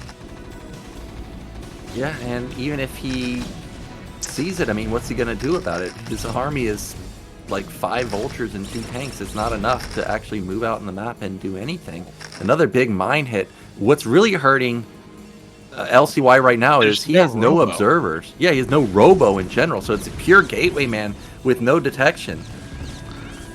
Yeah, I don't understand that. I don't know if we really need to skip that all the way, but we are going right into Storm, but we can't even do Storm drops because we don't have a robo to drop there.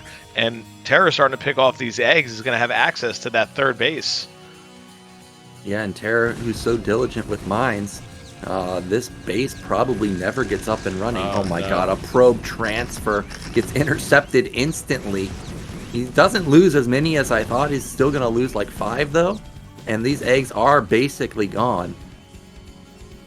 And this is like you said, like part of the map, you just go to transfer your probes, but if you don't do it correctly, watch them, they will go through the middle, and that's just like why would they go that way? Like, I assume he probably transferred from his main. Why would they go to the middle to hook back around to the bottom? Why didn't they just go directly from the bottom? This map just gets wild. All right, we're gonna have to use some zealots here to block out the mines, but there are no mines in the way there. And these vultures are stuck because those eggs were never killed off. So at least the vultures will get taken down for minimal losses, I guess. Oh no! Oh, I thought he was going to explode on top of the probes, but the vultures come in for round 2 and kill some more probes. Yeah, more and more probes just getting picked off. Oh my goodness, here they come down again more. All these probes are going to be dead soon. That's a crazy amount of damage. That's way more than I was expecting. It's the vulture's still alive, still gets 1 more, maybe 2 more. Wow. Oh my god. Wow. Okay, TerrOr's SCVs did not opt to run through the middle. Much smarter. It's a confirmed SCVs smarter than probes. Man, so is there still no robo for him? feel like by now we've got to have a robo, right? Okay, there we go. So observatory almost done. We're going to finally have our first observers on the map. Supplies are still close for both players, 100 to 100. So this is still anybody's game to take. Also, both players have 3 bases, 3 gas, so that's great. I don't think we didn't kill off these assimilators here, Nyoken, so these vulture raids are going to continue through the bottom left here. On this map, you've really got to make sure you're taking out the assimilators ASAP, because it's just too hard to keep moving your army all over the place. Yeah, and those vultures, I think they deal like 10 damage to the eggs, so those are going to die real fast. The cannons are not set up. I guess what's lucky for LcY here is he didn't have a big probe transfer. He's only going to lose like 6 or 7 probes instead of 15 of them. Goons are going to try and save the day, but without detection, they're just not long for this world. They're just suiciding to their death. Oh my gosh, and he splits off 6 of the vultures to kill the eggs in the main. I was just going to say, he can't get to these vultures because he doesn't have the observer, so TerrOr is just going to open up the pathway into the main to kill more probes there. I mean, we really got to start managing the map a little bit more here from LcY. Well, this is one way to get back in the game. He's going for a storm drop on the 3rd base. Tanks come in at the nick of time, but will they be able... Oh my gosh, you got to unload! Does he unload? No! It was like 4 Templars, I think. That was nice. There was 4 Templar in there. Oh my goodness, that is devastating. Oh my gosh, everything falling apart now. 30 supply lead for LcY. Tank count is getting higher and higher for TerrOr. First vessel could be coming out, or 2nd or 3rd dropship could be coming out, and maybe a drop to the natural could be on the menu for TerrOr. Another scan in the main sees that this guy's still only 7 or 8 gate. So TerrOr's just feeling confident that he can just sit here longer, build up his tank count higher and higher, and just have an unstoppable push again. Yeah, he secured the 3rd gas. He has no pressure. His SCB count is way up now. He has really hindered LcY's economy with as many probe kills. There had to be at least 20 probe kills between the 2 transfers and the vulture right there. So, I mean, TerrOr should be feeling really, really good right now. Yeah, he's in a good position. Up 20 supply, starting to lay mines everywhere. He does have a drop. I'm not sure exactly where it is, but vultures now out on the map doing what they do, which is get vision, get control of the center with the mines, and there's still just a lack of vision from LcY. I think that's the first observer I've seen all game. He's also forgotten about his 6 Templars. There's no shuttle either. He desperately needs it in his army if he's ever going to go for a trade. Oh no. Okay, there you go. All right. TerrOr's just going to siege up here and allow LcY if he really wants to fight in here. Oh my goodness, the Zealots are taking a ton of damage. We lost about 8 Zealots right there. And very TerrOr, there is mines, tons of mines behind this army. So as he pushes out, LcY is going to have to be careful as he retreats. And I think we're about to lose these 2 Templar right here. Oh no. There they go. Bye-bye. I mean, at least he still has 4 left over, and there's the drop, and this is the fantasy style. You go for the tanks and the dropship, and then you have vultures coming from the low ground, and now he's just sitting over this 3rd base, and this puts LcY in a precarious situation. Does he turn around, save his 3rd base, or does he go for the win? And he's decided that he's going to go for the win, but there's just so many tanks here. Yeah, I don't know if he can bust this position. I mean, we see TerrOr's up like 45 supply. I don't think he can move in, but he has to do something, so here we go. Yeah, really what's in that shuttle? Oh, he does unload. He doesn't really unload, just 1 Zealot gets out. He EMP'd the Templars, so there's only 1 or 2 storms available, and that's it. That's a decent storm, but he needs more than that, and unfortunately doesn't have it, and there he goes, the tap out. GG. TerrOr is going to be moving on to face Bonnet. Wow. Well, at least he was warmed up for some more TVP. Yeah. He's ready to go. I don't think Bonnet's going to make as many DT, but you never know. Yeah, if we see that many DTs, I think we're going to have to get a camera into Bonnet's home, because that's definitely not him playing. It's somebody else on his keyboard. But those were some wild games. Very, very weird. There were moments where you thought both sides could win, but in every game there was a moment where it just completely turned its head. Like the timing on Vermeer, it looked really good, and then all of a sudden TerrOr's down 70 supply. The harassment at the bottom that we just saw, it was even, and then TerrOr's up 40 supply. But it was a well fought series from LcYdH, just not enough versus the multitask of TerrOr. Yeah, I thought TerrOr did really well with the map, killing all the eggs, getting his vultures all running through all different places, forcing LcYdH to kind of react and do what he has to do, but just too much, overwhelmed him, and then LcYdH kind of forced to attack in there because his third base was killed again, so unfortunate from him, but TerrOr moves on. Yep, and we are going to be going into a break. We've got one more series, and surprisingly, one of our BSL champions is going to be eliminated. Is it going to be TerrOr, or is it going to be Bonnet? So you definitely don't want to miss that.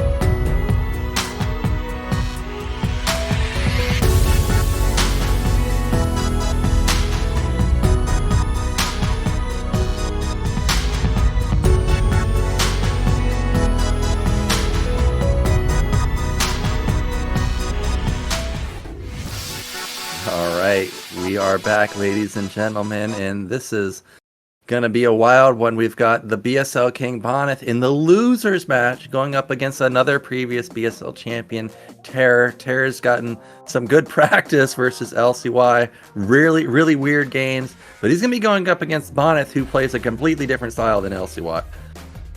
Yeah, we're not going to be seeing DTs. We're probably going to see more of the standard Reaver carriers. We may see some Crusairs. We're not sure. Bonnet does like to pull that out, but these two, a lot of history. So I wonder if that will play into these games a little bit, both knowing each other's style really well, very familiar.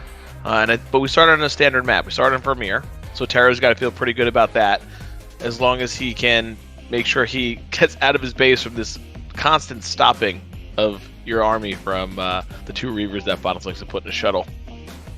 Yeah, and because these games were live, TerrOr should have seen the games between Mihu and Bonnet, so he could get some feedback from those, like, okay, maybe I should do this versus Bonnet today. Maybe he's lacking in this area. You know, Bonnet played pretty greedy on the Sylphid map. TerrOr may have looked at that and thought to himself, wow, Bonnet's playing more greedy than usual. Maybe I can get away with, 5-fact timing versus him, or the port 7-fact that we've been talking about all day. TerrOr hasn't shown it just yet. I don't even think I've seen it all of this BSL. I've been waiting for him to pull it out, but maybe now's the time. It'd be a good time. I think Vermeer's not a bad map for it. I don't think any map is really that terrible for it, especially when it's TerrOr doing it. I think both these guys have the potential to take this series, and they know it. We'll see if nerves play into it. It's not often that Bonyth is in an elimination match from a group. Usually he's already out after the first 2 games, so maybe he's feeling a little bit of pressure as well. Yeah, he could be feeling the pressure because, any season Bonyth comes in and plays, he's feeling like he's the favorite. It's not often that you even see him lose a map, let alone a series, until, maybe the round of 4 at minimum. Yeah, I mean, he makes it to the finals often. It's 0 losses. His profile, that's not just from last season or this season. That's his entire history of BSL. It says the 73% win rate versus Zerg, 90% win rate versus Terran. I think the only time he lost was actually versus TerrOr, and then 85% versus Protoss. So Bonyth could be feeling the pressure because he's in a situation he's rarely in. Yeah, you look at his stats below that, 70 and 17 overall. I mean, that's just crazy, right? That overall win rate, and just winner, second, winner. Usually when you're going that far, this is not this is not a spot you're in. You're like, oh no, what's going on here? Yeah, that top thing, that top BSL seasons 8 to 11, that's not just BSL 8 that says winner. That's 8, 9, 10, and 11. All 4 of them in a row. So, yeah. And he also won last season, so he's the reigning champion, so he definitely doesn't want to lose here in the... What round are we even in? We're in the round of 16. That would be unheard of for him to lose in the round of 16. Yeah, that would be a big upset, I think. I think Bonnet still, even though it's TerrOr, is always a favorite to come out of these groups. Well, something that Zero pointed out to me the other day was, regardless of who comes out in first or second, we've got a new format in the round of 8. It's a round robin. Everybody plays everybody. So it doesn't matter if you get first or second. You just need to make it to the round of 8. So with this screen up, that means that our players are ready. Let's get into game 1 between Bonyth and TerrOr on Vermeer.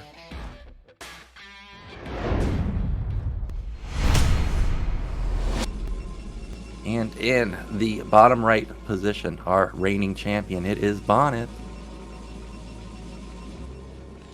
And in the bottom left, the champion, it is TerrOr.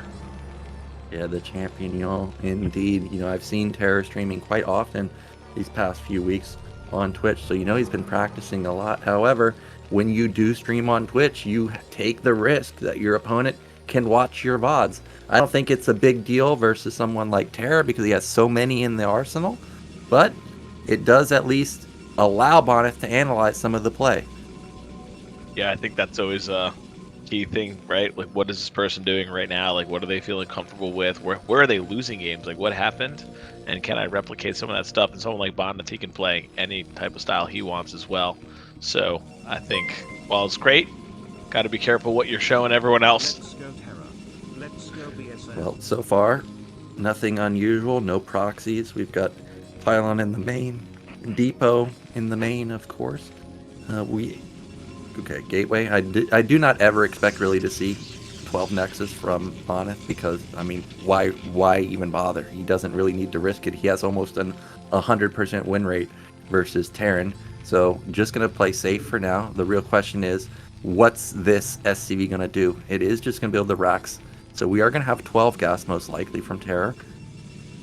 Everything's super standard here. The question is, when will Bonnet take his scout? That'll kind of start to show what build he wants to go with. So like you said, Nyoken 12 gas right away, but whenever he decides to scout, will he go for a no scout 21 Nexus? I know he is very okay with playing 21, 23 Nexus with range and playing standard out from there. Yeah, we did see Zealot opener on Sylphid. I forget, was it versus TerrOr? No, it was versus Mihu where he got the Zealot into the main. But no Zealot so far, and it doesn't look like he's going to build the Zealot, so it is just going to be normal Goon expand. And again, Terran player is going to get lucky and find Protoss in the first position.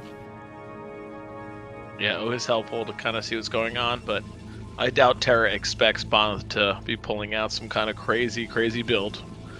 Knowing he likes to play standard, he's just strong in that way.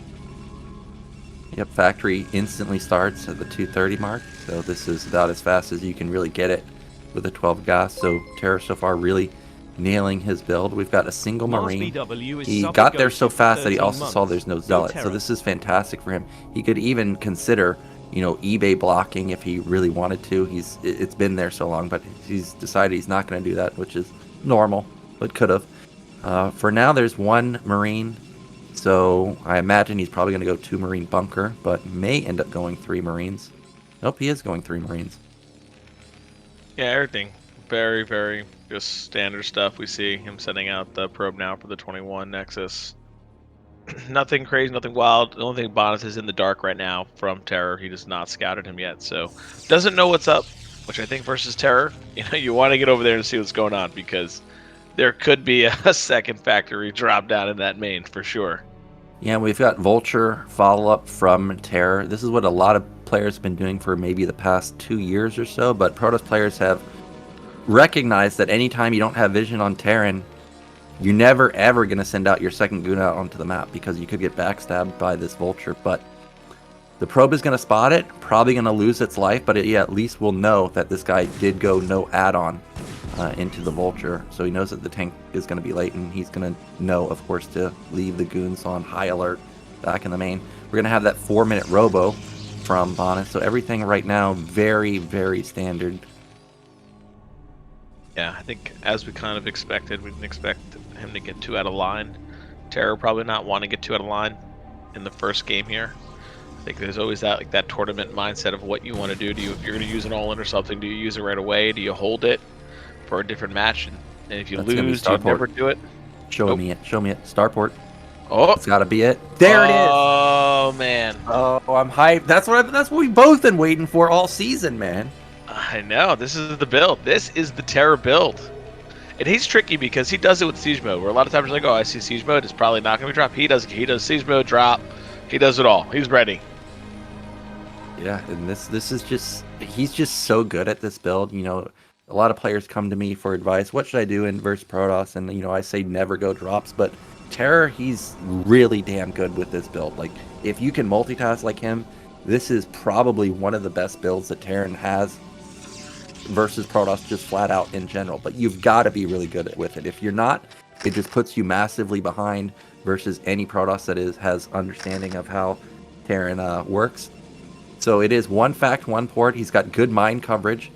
I really like when you use basically all the mines, because when you go into the main with these Vultures, you're not looking to get Goon kills. You're looking to just bomb the mineral line. So you don't need to save the mines. You just need to kill probes ASAP. So use all the mines before you get into the dropship. This is fantastic. And he's probably going to build 2 more Vultures also, so he can run into the natural with his excess and try and hit both mineral lines at the same time.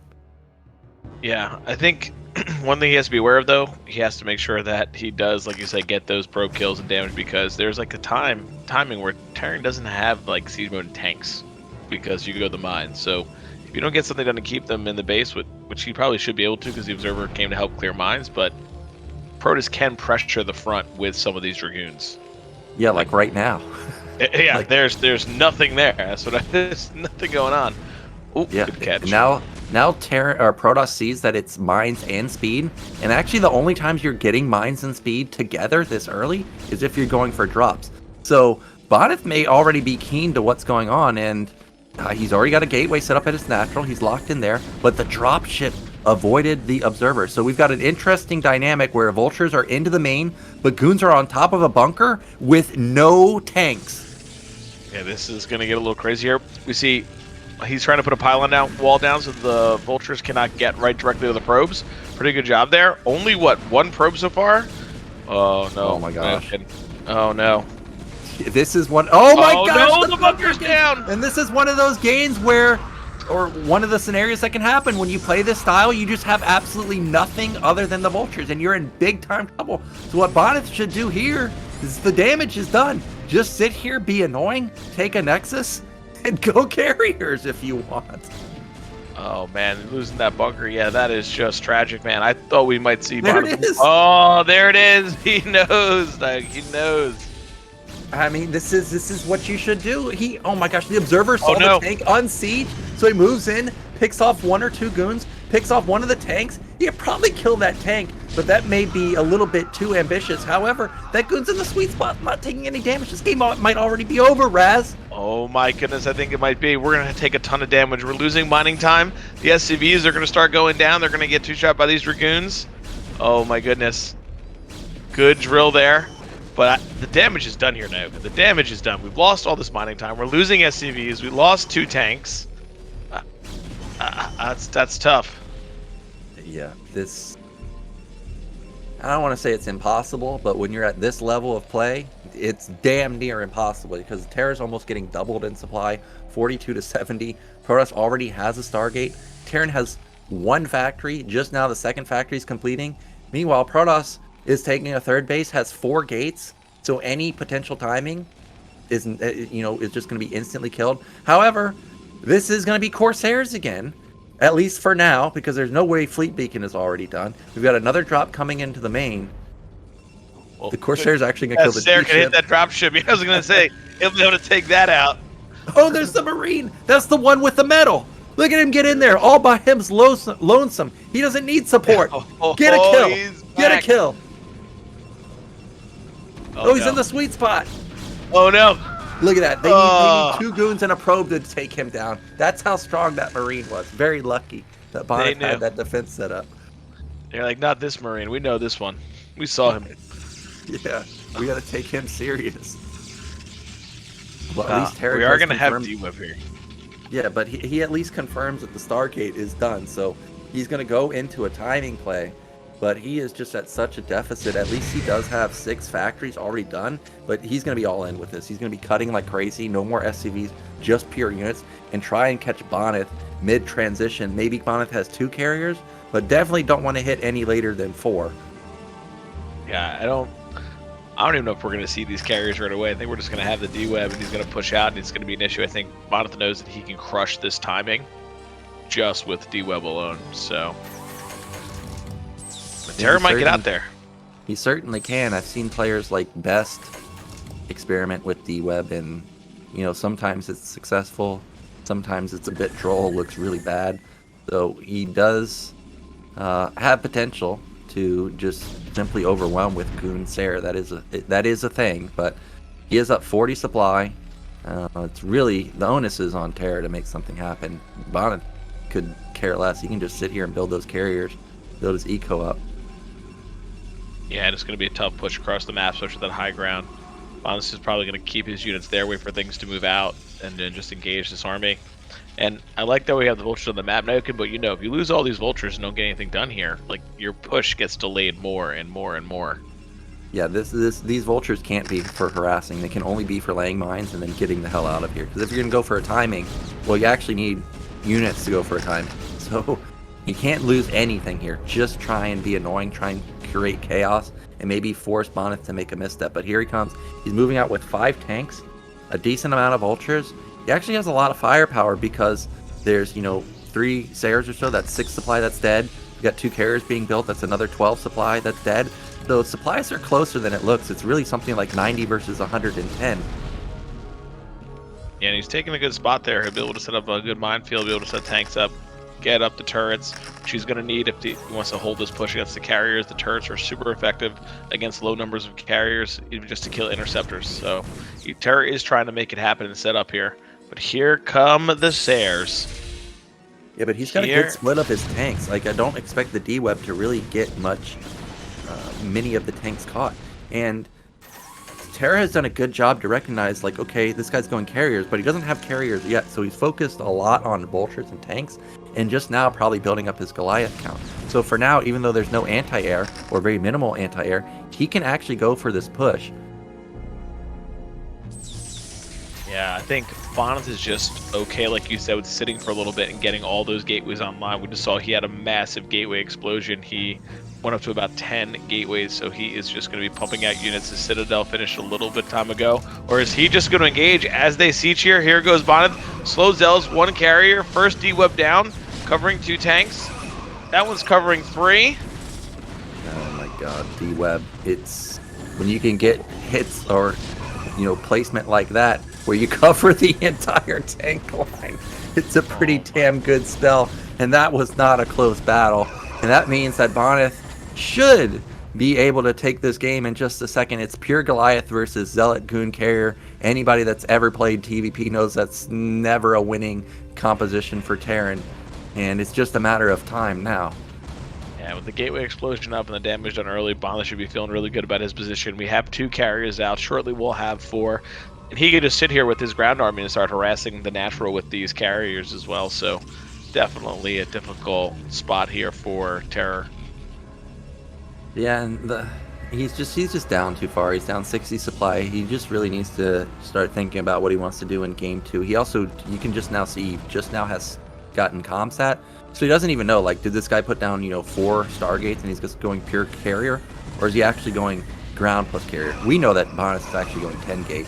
So Goliaths are not what you want versus Gateway Man. And Zealots get on top of the Goliaths. Goons are supporting. I mean, the carriers really aren't doing much, but it doesn't matter. There's still just so much on the ground. Yeah, he's just trying to get as much of the Goliath fire to these interceptors and the carriers, because once all of this army goes down, there's really nothing behind it for Terran, and there's the GG. Yep, so well done from Bonyth. The build that I've been anticipating TerrOr to pull out all season, he finally pulls it out. But unfortunately, hits at the wrong timing, and the Goon harassment was just way too much, did way too much damage. Yeah, that's what I was trying to talk about in the beginning there, Nyoken. I mean, it's great that the drop happens, but you use all the gas for the speed, the mines, the dropship. You have no tanks, and it just becomes difficult at the front. And he didn't get enough damage done with the vultures. Bonnet was really clever, got a pylon wall up so that the vultures had to go all the way around and was able to hold, so with minimal losses. So It seemed like the vultures may have been the starport may have been a little too late, because a lot of times when I play drops, I can just barely have 5 vultures, but TerrOr had something like 7. So, yeah. But he also didn't have a tank. Usually I have a tank in mind, so maybe it was a similar timing. Just the observer from Bonnet felt really fast. Regardless, really good build order counter from Bonnet, and he looked way better versus TerrOr than he did versus Mihu. And now TerrOr's got to come up with a map pick here. He went with Nemesis just a minute ago. But that game was quite ugly from both sides. That was yeah. that was not a game that went so well that I'm thinking to myself, yeah, this is definitely my map pick going into potentially my final game. Yeah, that game got extremely weird. Just the way the map is played out, it gets very, very odd. It's not a very standard game, which maybe he wants versus Bonnet. But the problem is, on Nemesis, carriers are really good over all the cliffs, flying around the outside of the map. Do you want to play against Bonnet on Nemesis, where carriers are going to be a strength? Are you going to give him that upper hand? I don't know if that's a great idea. Yeah, So, I would literally never pick Nemesis versus Bonnet, and I would never pick Odyssey versus Bonnet. So that leaves me with Circuit Breakers, Butter, Vermeer, Sylphid. I think Sylphid is a really good map. I mean, it can also be very annoying to deal with carriers, so maybe Circuit Breakers or Butter, I guess. I mean, Butter's in the map pool. You got a lot of experience on it, so probably Butter, and there we go. There it is. Butter, 2-player map, okay with the gas deal. So you're just accepting your gas is going to be stolen. Well, yeah, I guess you got to be okay with getting your gas stolen. But if TerrOr gets bottom right, you can wall off completely on Butter if you want. So yes, maybe he's flipping the coin there. Maybe I just wall off and I don't get gas stolen, and then I'm in a fine spot. that could be the case. They might want to just try to see what he can do, because we do know TerrOr likes to get tricky. So, well, our players are ready, so let's jump into the next match.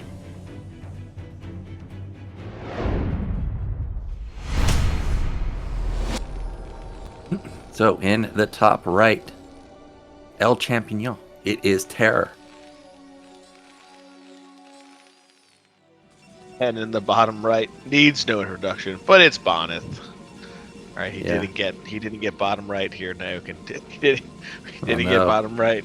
As soon as I saw that tile set looking bright orange instead of burnt orange at bottom right, I'm like, nope, this was not the spawn. Oh no. Well, I'm sure he's okay with it if it does happen. He has a ton of experience. Not like he's always like, oh my goodness, I've never seen this before. I mean, I'm sure it happens constantly to him on ladder, so it'd be interesting. But no Yeah, probe going across the map here, Nyoken. Usually it's going after the pylon is built. Yeah, a lot of players gas steal on any 2-player maps, Eclipse, Butter, Odyssey, doesn't matter. Always going for that gas steal, or at minimum, harassing the SCV, building the depot or barracks. So, Bonnet being, I don't want to say he's giving a gift to TerrOr, but if this was me, I would be very happy to not get harassed. Now, TerrOr, he's... Let's see where he's going to put the barracks. Okay, just put it right here, so in a safe spot. But even if he had gotten gas stolen, you know, TerrOr is one of those players that will gasless quite often, so I don't think he really cares either way. But we see Bonnet not scouting at all. And Bonnet no scout, probably just gonna want to play a little bit of mind games the other way, right? Like, hey TerrOr, maybe I have a proxy gateway somewhere. Like, my Zealot control is really good, so we see TerrOr is scouting for it right away. And oh baby, we got some shenanigans here, Nyoken. We have some shenanigans. This is crazy. This is literally potentially your last map of the tournament. You pick a 2-player map where you get gas stolen often, you get scouted often, and you've decided that you're going to 2-racks? This is crazy. Yeah. Sorry, go ahead. I was going to say, in Bonnet, he doesn't skip range often, right? Like, he's not somebody like LcY that we saw on Vermeer where he goes, you know, gate, nexus, no range, robo, right? Like, I expect there to be range probably 100% of the time here. Yeah, I would too. And I think it's just gonna... Oh, and a Zealot out first. Makes it even more difficult for this 2-racks play. You know, this is what I said before, Nick, and when you decide when are you going to use a different all-in build or you're going to try to do something tricky, like which game do you pull it out on? Do you just pull it out on game 1 so at least you have another game behind it? Or do you pull it out here where you potentially, if this doesn't work, your tournament is over? Yeah, and I think the Zealot is perfect for Bonnet, and I see that the Cybernetics is already spinning, so already this feels like an absolute catastrophe for TerrOr. The barracks is really close, but I don't think Bonnet will ever, like, you know, step over there with the Zealot. Will he run by? If he runs by, okay, I don't think actually that Zealot poked in close enough to see a command center or not. So this does look like it could just be a normal opener. Yeah, and I feel like TerrOr is a little bit on the timer here, right? Oh yeah, you got to go get down there. And actually, I think if you're going to do this, you need to drill like literally almost your entire mineral line because you're all in, right? So kind of like we saw, what was it? Somebody did an 8 racks and then pulled like 4 SCVs. Like, we're all in with this, so we need to pull not all of them, maybe like leave like 4 or 5 SCVs mining, but definitely more than this because there's no transition. This is win or I'm dead. So he cancels the Nexus. Range is about to finish. This is like 20 seconds away. So it's going to come down to probe control and goon control. It's going to be close first. Bunker going down here. Bombastic does have vision of the natural ability to probe drill. Oh, but he's in a spot where he can't really drill effectively with these probes. But the probes in the front, like, he's got to focus fire with these Marines. You can't just A-move here because the Marines will want to try and attack the goon. He kills one of the goons, actually, but he's lost almost all of... Oh, actually, he didn't lose almost all of his SCVs. He's still got 4 left over. This is so many Marines. And actually, Protoss doesn't have any money now. He actually should consider canceling that gate. Because look at it, he only has 190 minerals. This is it. Did he just literally win? Oh, however, the goon has range. That's the issue. The goon can non-stop harass forever. And there's only 2 SCVs left. Oh my god, this is so close. If he kills the SCV, he might be able to win. Oh, he's got to kill the SCVs. He has to. He didn't get the bunker up. That means that the Nexus survives, which means this is playable. Playable, Razz. It's playable. It's unfortunate we couldn't get that bunker done here. We're trying to go around the other way.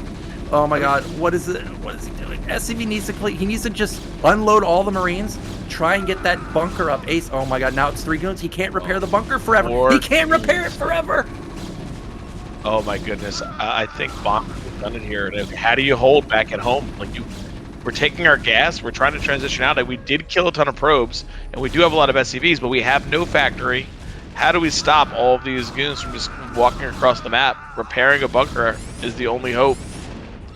Oh my gosh, that was such a clutch hold from Bonnet. If the bunker had gotten up, that means that Protoss wouldn't be mining. Maybe he would have been able to eventually save his Nexus with the amount of goons he had, but he wouldn't have been mining at all. Like, he would have just had no eco, and then maybe Terran could have repaired his bunker forever. Now, Protoss, I mean, Terran's going to try and transition out of this, but he's going to lose his bunker. He's going to lose so much eco trying to repair, whereas right now Protoss doesn't have to build any defense, just simply build up the probe count.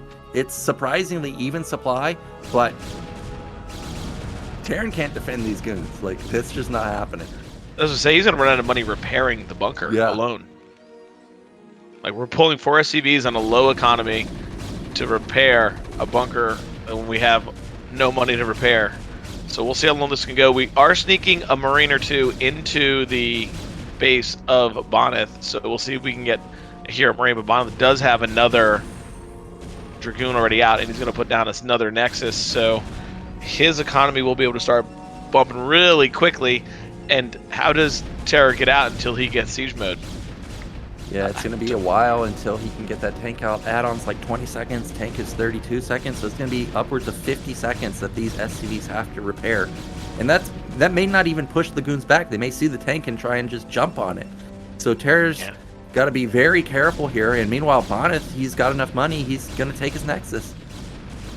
Yeah, we don't have enough money for even for a tank right now. We put it down, but we're going to be careful because we're not going to have money to repair soon.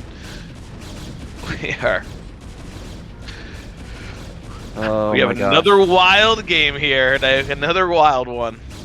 Yeah, TerrOr just has no money. Like, he's got a tank, but he doesn't have enough money to get siege. Look, he's just always below 50 minerals. Just non-stop repairs, just crippling his econ. And Bonnet, he's fine just sitting here literally forever. He's got his Nexus coming up pretty soon. He's not building units because he doesn't need to. He's got his Robo coming. Tank is out, and that may push the goons back, but still, he's still just going to keep being annoying on this bunker. Even if he just attacks with 2 goons is annoying. Yeah, any repair with these, I mean, he has 4 SCVs constantly off of mining. That's massive in a low eco game like this, so anytime he can do this. eBay? Or is, what is that in the main? Is that a factory? If it's a factory, we're all in. Okay, eBay, we're not all in. We may be trying to play the game out, but that makes him, you know, when you see that, you start thinking like, okay, he doesn't know what Protoss is doing. He might be worried about DT. So that means he's probably going to build like 4 turrets to prevent drop and survive a DT follow-up. So eBay plus 4 turrets, that's a command center. So command center's not going to be anytime soon. Yeah, I think he even wants to put a depot down the front to maybe get some type of wall there. I mean, we have 5 SCVs, 6 SCVs, not mining at all. We're going to put this turret ring up like you said. Bonnet can just sit here and just macro up Nyoken. He could even take a third Nexus. He doesn't really need to do anything too crazy at this point. Yeah, and there's the first turret. I'm sure the first of at least 2 more, because drops could be coming pretty soon. You know, this is a 9-minute game. The game's so weird. TerrOr might be thinking, well, he could have drops coming in a second, so he's got to be wary of that. We know that there is a robo, but there's no support bay just yet, and no shuttle moving across. There's a turret right there. So TerrOr's done a really good job to minimize how much resources he builds on static D, but still, he's just so far behind already. 35 supply to 50. Yeah, and this command center has got to go down in base. We're going to spend time lifting it and sending it over. Oh, everything is just so delayed behind, and Bonnet has been producing non-stop probes off of 2 Nexus this entire time pretty much, because he dropped the Nexus right away. And once Bonnet gets into the base of the observer, he's probably going to throw down that 3rd Nexus and say, I'm fine. There's 1 factory, 3 tanks. Like, this guy is not coming across the map anytime soon. Yeah, he's got a pylon at the 3rd base in case somehow he misread Terror's spot and there was a drop coming, so I think that's smart. Observer comes in here and sees, this guy basically has nothing. He has no second fact, no starport. He doesn't get a glimpse of the command center. Okay, now he sees it. So he knows that this is just going to be a normal game. And I expect Protoss to just instantly go build a Nexus now that he spots that. Yeah, I would imagine that's going to be the play. And there goes the probe right away to put it on down. I mean, he has nothing to worry about now, right? Like, he's like, oh my god, No. you have one factory, you got 4 tanks. What are you going to do? 4 tanks, 4 Marines? Like, you're never coming across this map.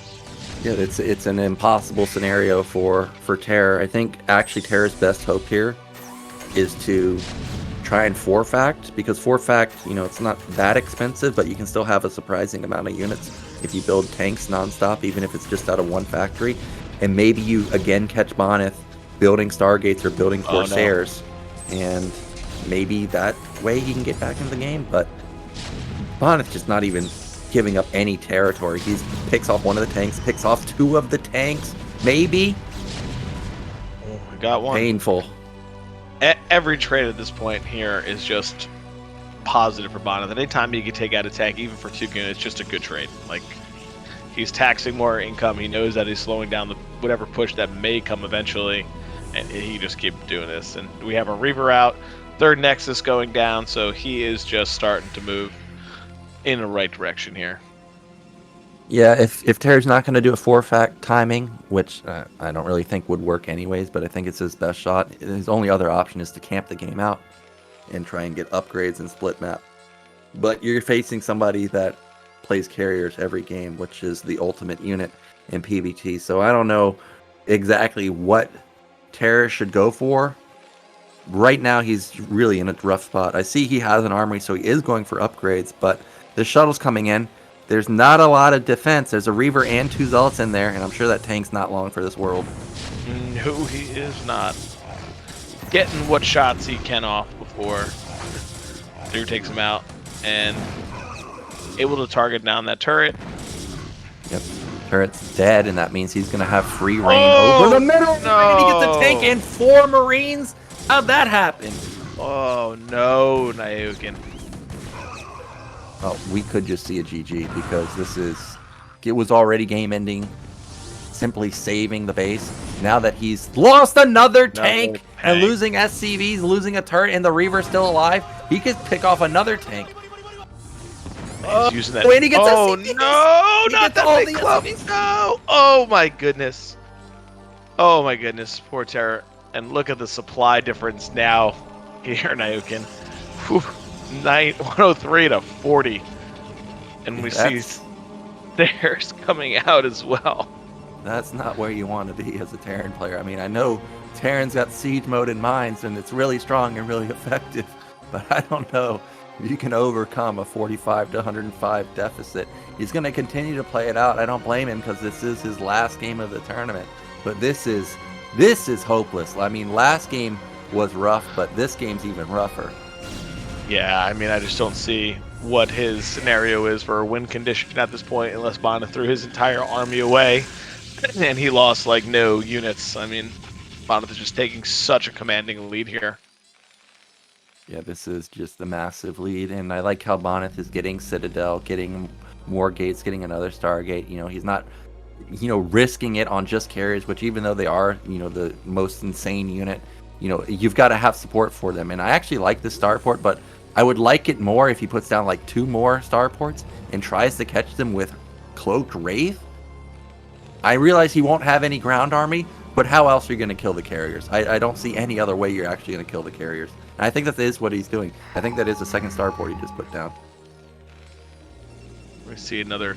Yeah, he scans it, so he does see it. Just one STD and a tank. Trades a tank for the Zealot. But I think you may be right. Now, you may be reading into the Terran brain. Let's see, is that another? Nope, it is the science facility. Oh, Yeah, and he scans 3 Stargates, knowing that Bonnet is ready to really ramp up this carrier production. Yeah, he's gonna try and just play it as if it was a normal game state, but this is not a normal game state. I like the command center, even though I don't think he can hold it. When you're at this point in the game, or in a situation like this, you've got to take risk, and you just got to pray that it pays off. Maybe the observer misses the command center. Maybe he doesn't scout it. You know, maybe you don't transfer SCVs and it slowly builds. You're able to build up an SCV count at that hidden base. It's not spotted by the observer right now, so maybe he could get it up and running. But Yeah, here we go. still This don't is, yeah. how we move out here. Like, how do we push out 18 to this kills. third 18 kill Reaver? No way we're gonna be able to push it out. Oh, needs targets down the observer, but has to be careful. If he loses any of those glides, it's gonna cause another volley to be needed because the shuttle needs 4 shots times 2. So has to be careful. Every unit really matters to him at this point. I mean, this isn't even all of Protoss's army. It's like a 1/3 of his army. He's got an army at his nat. He's got army at his third base to prevent run by. Slowly, he's just trying to. Oh, he snipes the Reaver.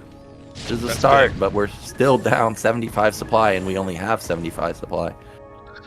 Yeah, totally doubling it. And like you said, how do you kill these carriers once they get to the 4, 6, 8 mark and they can fly over that third and over your natural? Like, just no way. Especially with 3 factories, you're just not pumping out enough Goliaths or any units whatsoever.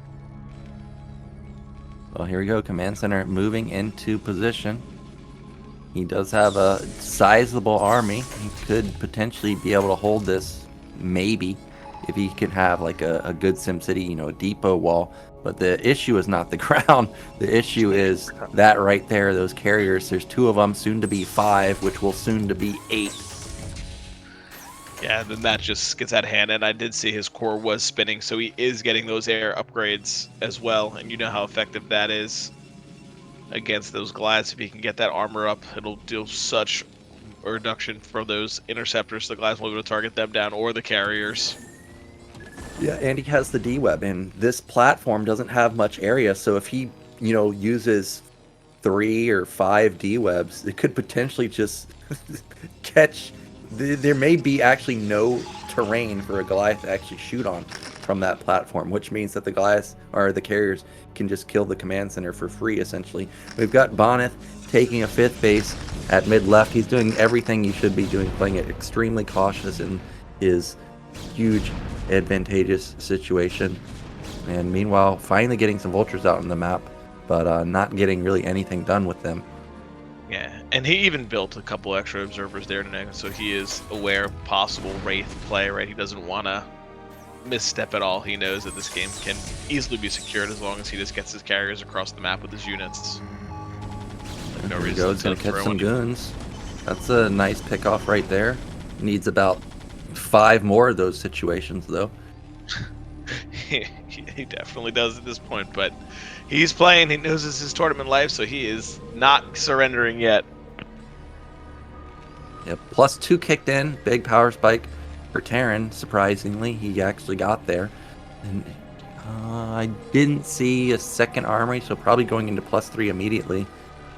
Armor is a big deal in TVP too for the Goliaths, but definitely need +3 weapon over anything if you are so broke that you have to make a decision between the 2. We've got 5 carriers still waiting for that 8 carrier power spike. He's got the 3 Corsairs following them also, and we may have an engagement momentarily.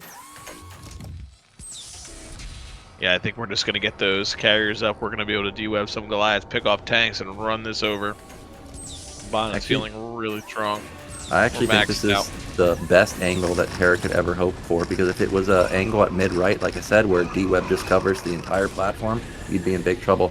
Already 4 tanks have already died. D-Web is fantastic. Goliaths are still doing a decent amount of damage to the interceptors, but all the tanks are basically gone. There's no vultures, and we're going to see it any moment now, Razz. Say GG, there it is, and Bonneth eliminates TerrOr.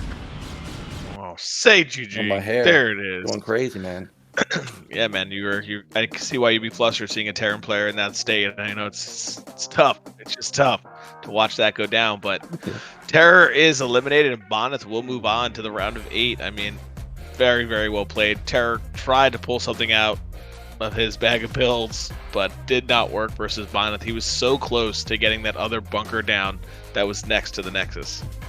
So close. He may have been able to eliminate Bonnet if he got the Nexus down, which is why I said when the push happened. Remember, I said like why not just pull basically all your SCVs? Because you see, even though he killed that many probes, Terran's pretty much dead still, right? Like there's no transitioning out of it, which is why I said you just got to go for it.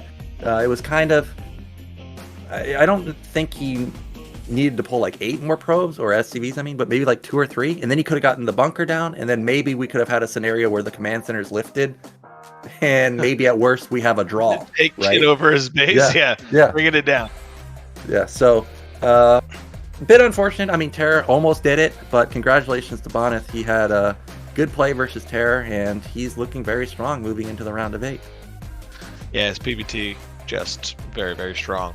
The only thing scary in this bracket is Mihu able to get the 2-0 the other way. So also looking very strong. Yeah, there was no game with Mihu in it where you were thinking to yourself, oh, Mihu's in a even slightly dangerous position. I mean, when was he ever under threat at any point? I can't even think of one. I mean, he was just crushing it, and he ended the TVT series in like 15 minutes for both combined.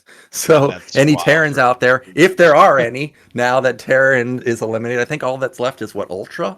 That's it really for the Terran lineup. Yep, another Protoss and Bonnet goes through too, so we'll have a couple PvPs, I guess, in that round of 8, huh? That'll be mixing it up. But Mihu will probably be prepped. I mean, he'll be ready with TVP, so he knows it's really strong, and it'll be interesting to see him mingle with the other players, hitting players like John Hoon and DeWalt. So, really, really good games still left here in the BSL. And we're getting down to the highest of the highest, the top level players in the foreign scene for sure. Yeah, we've got one more group tomorrow, which is Group D, and I'm looking at who is coming out of Group B. It's another strong lineup: Ziki, LcYdH, Ultra, and Boa. I think we've got favorites with Ziki and Boa. Ziki for sure is a favorite, but Chow is very strong. Ultra's also very strong. He's improved his skill considerably in the past 3 to 4 seasons in particular. Right now we have, I think, 4 Protoss, 1 Zerg, and 1 Terran in the round of 8. So would definitely like to see a Terran and Zerg get out, just so we could have a little bit more balance. But I find it's going to be really hard for Ultra, so we may actually be stuck with just 1 Terran in the round of 8. Yeah, we're gonna see some more PvP madness as the games go on in the round of 8. But I mean, you see the names already qualified there, just super, super high level players. I mean, it's all those people deserve to be there. They're fantastic gamers, so I'm excited to see. But Group D tomorrow, a lot can go down there. You never know. LcYdH can pull out the proxy 9-9 every game versus someone like Ziki. You just got to be careful. He could. I already saw carriers on 1 base in PvP. I could see it. 1 base versus Zerg, maybe. I mean, I do that also versus Zerg. Go Templars and carriers. I mean, it can work, I guess. You got to remember, Odyssey has that double gas, so I guess anything's possible. But of course, we got to thank our Patreons and other supporters of the BSL, because today is over, and at the $100 level, we've got Star Lover, $50 Striker, Believe in Zero, My Fleeting Dream, Beer Rat, and Hash Fuzzy. $30 level, Tim Cuz, Tupacalypse, Robert Groot, and Niantic. And at the $20 level, Surikata, On My Way, Gordon Bradley, KJ, Daniel Lopez, LML, Machine, and Quark, and all you other Patreon supporters. Thank you so much for supporting the BSL. And remember, like always, if you're a $10 supporter or above, you can get all the replays of BSL. And I saw we had a few big donations today. Remember, a 50 donation in particular, and that puts us closer to our goal of BSL 17. I think we're at 2,000 now, so we still have a long ways to go to hit the goal, but we're getting there. But today's games, they were great. We had Machine Razz filling in for Machine. Thank you for helping me out here. You got any final words before we sign off? No, thank you to all the supporters. Keep supporting, and let's make the next season happen as well. We'll see everybody tomorrow.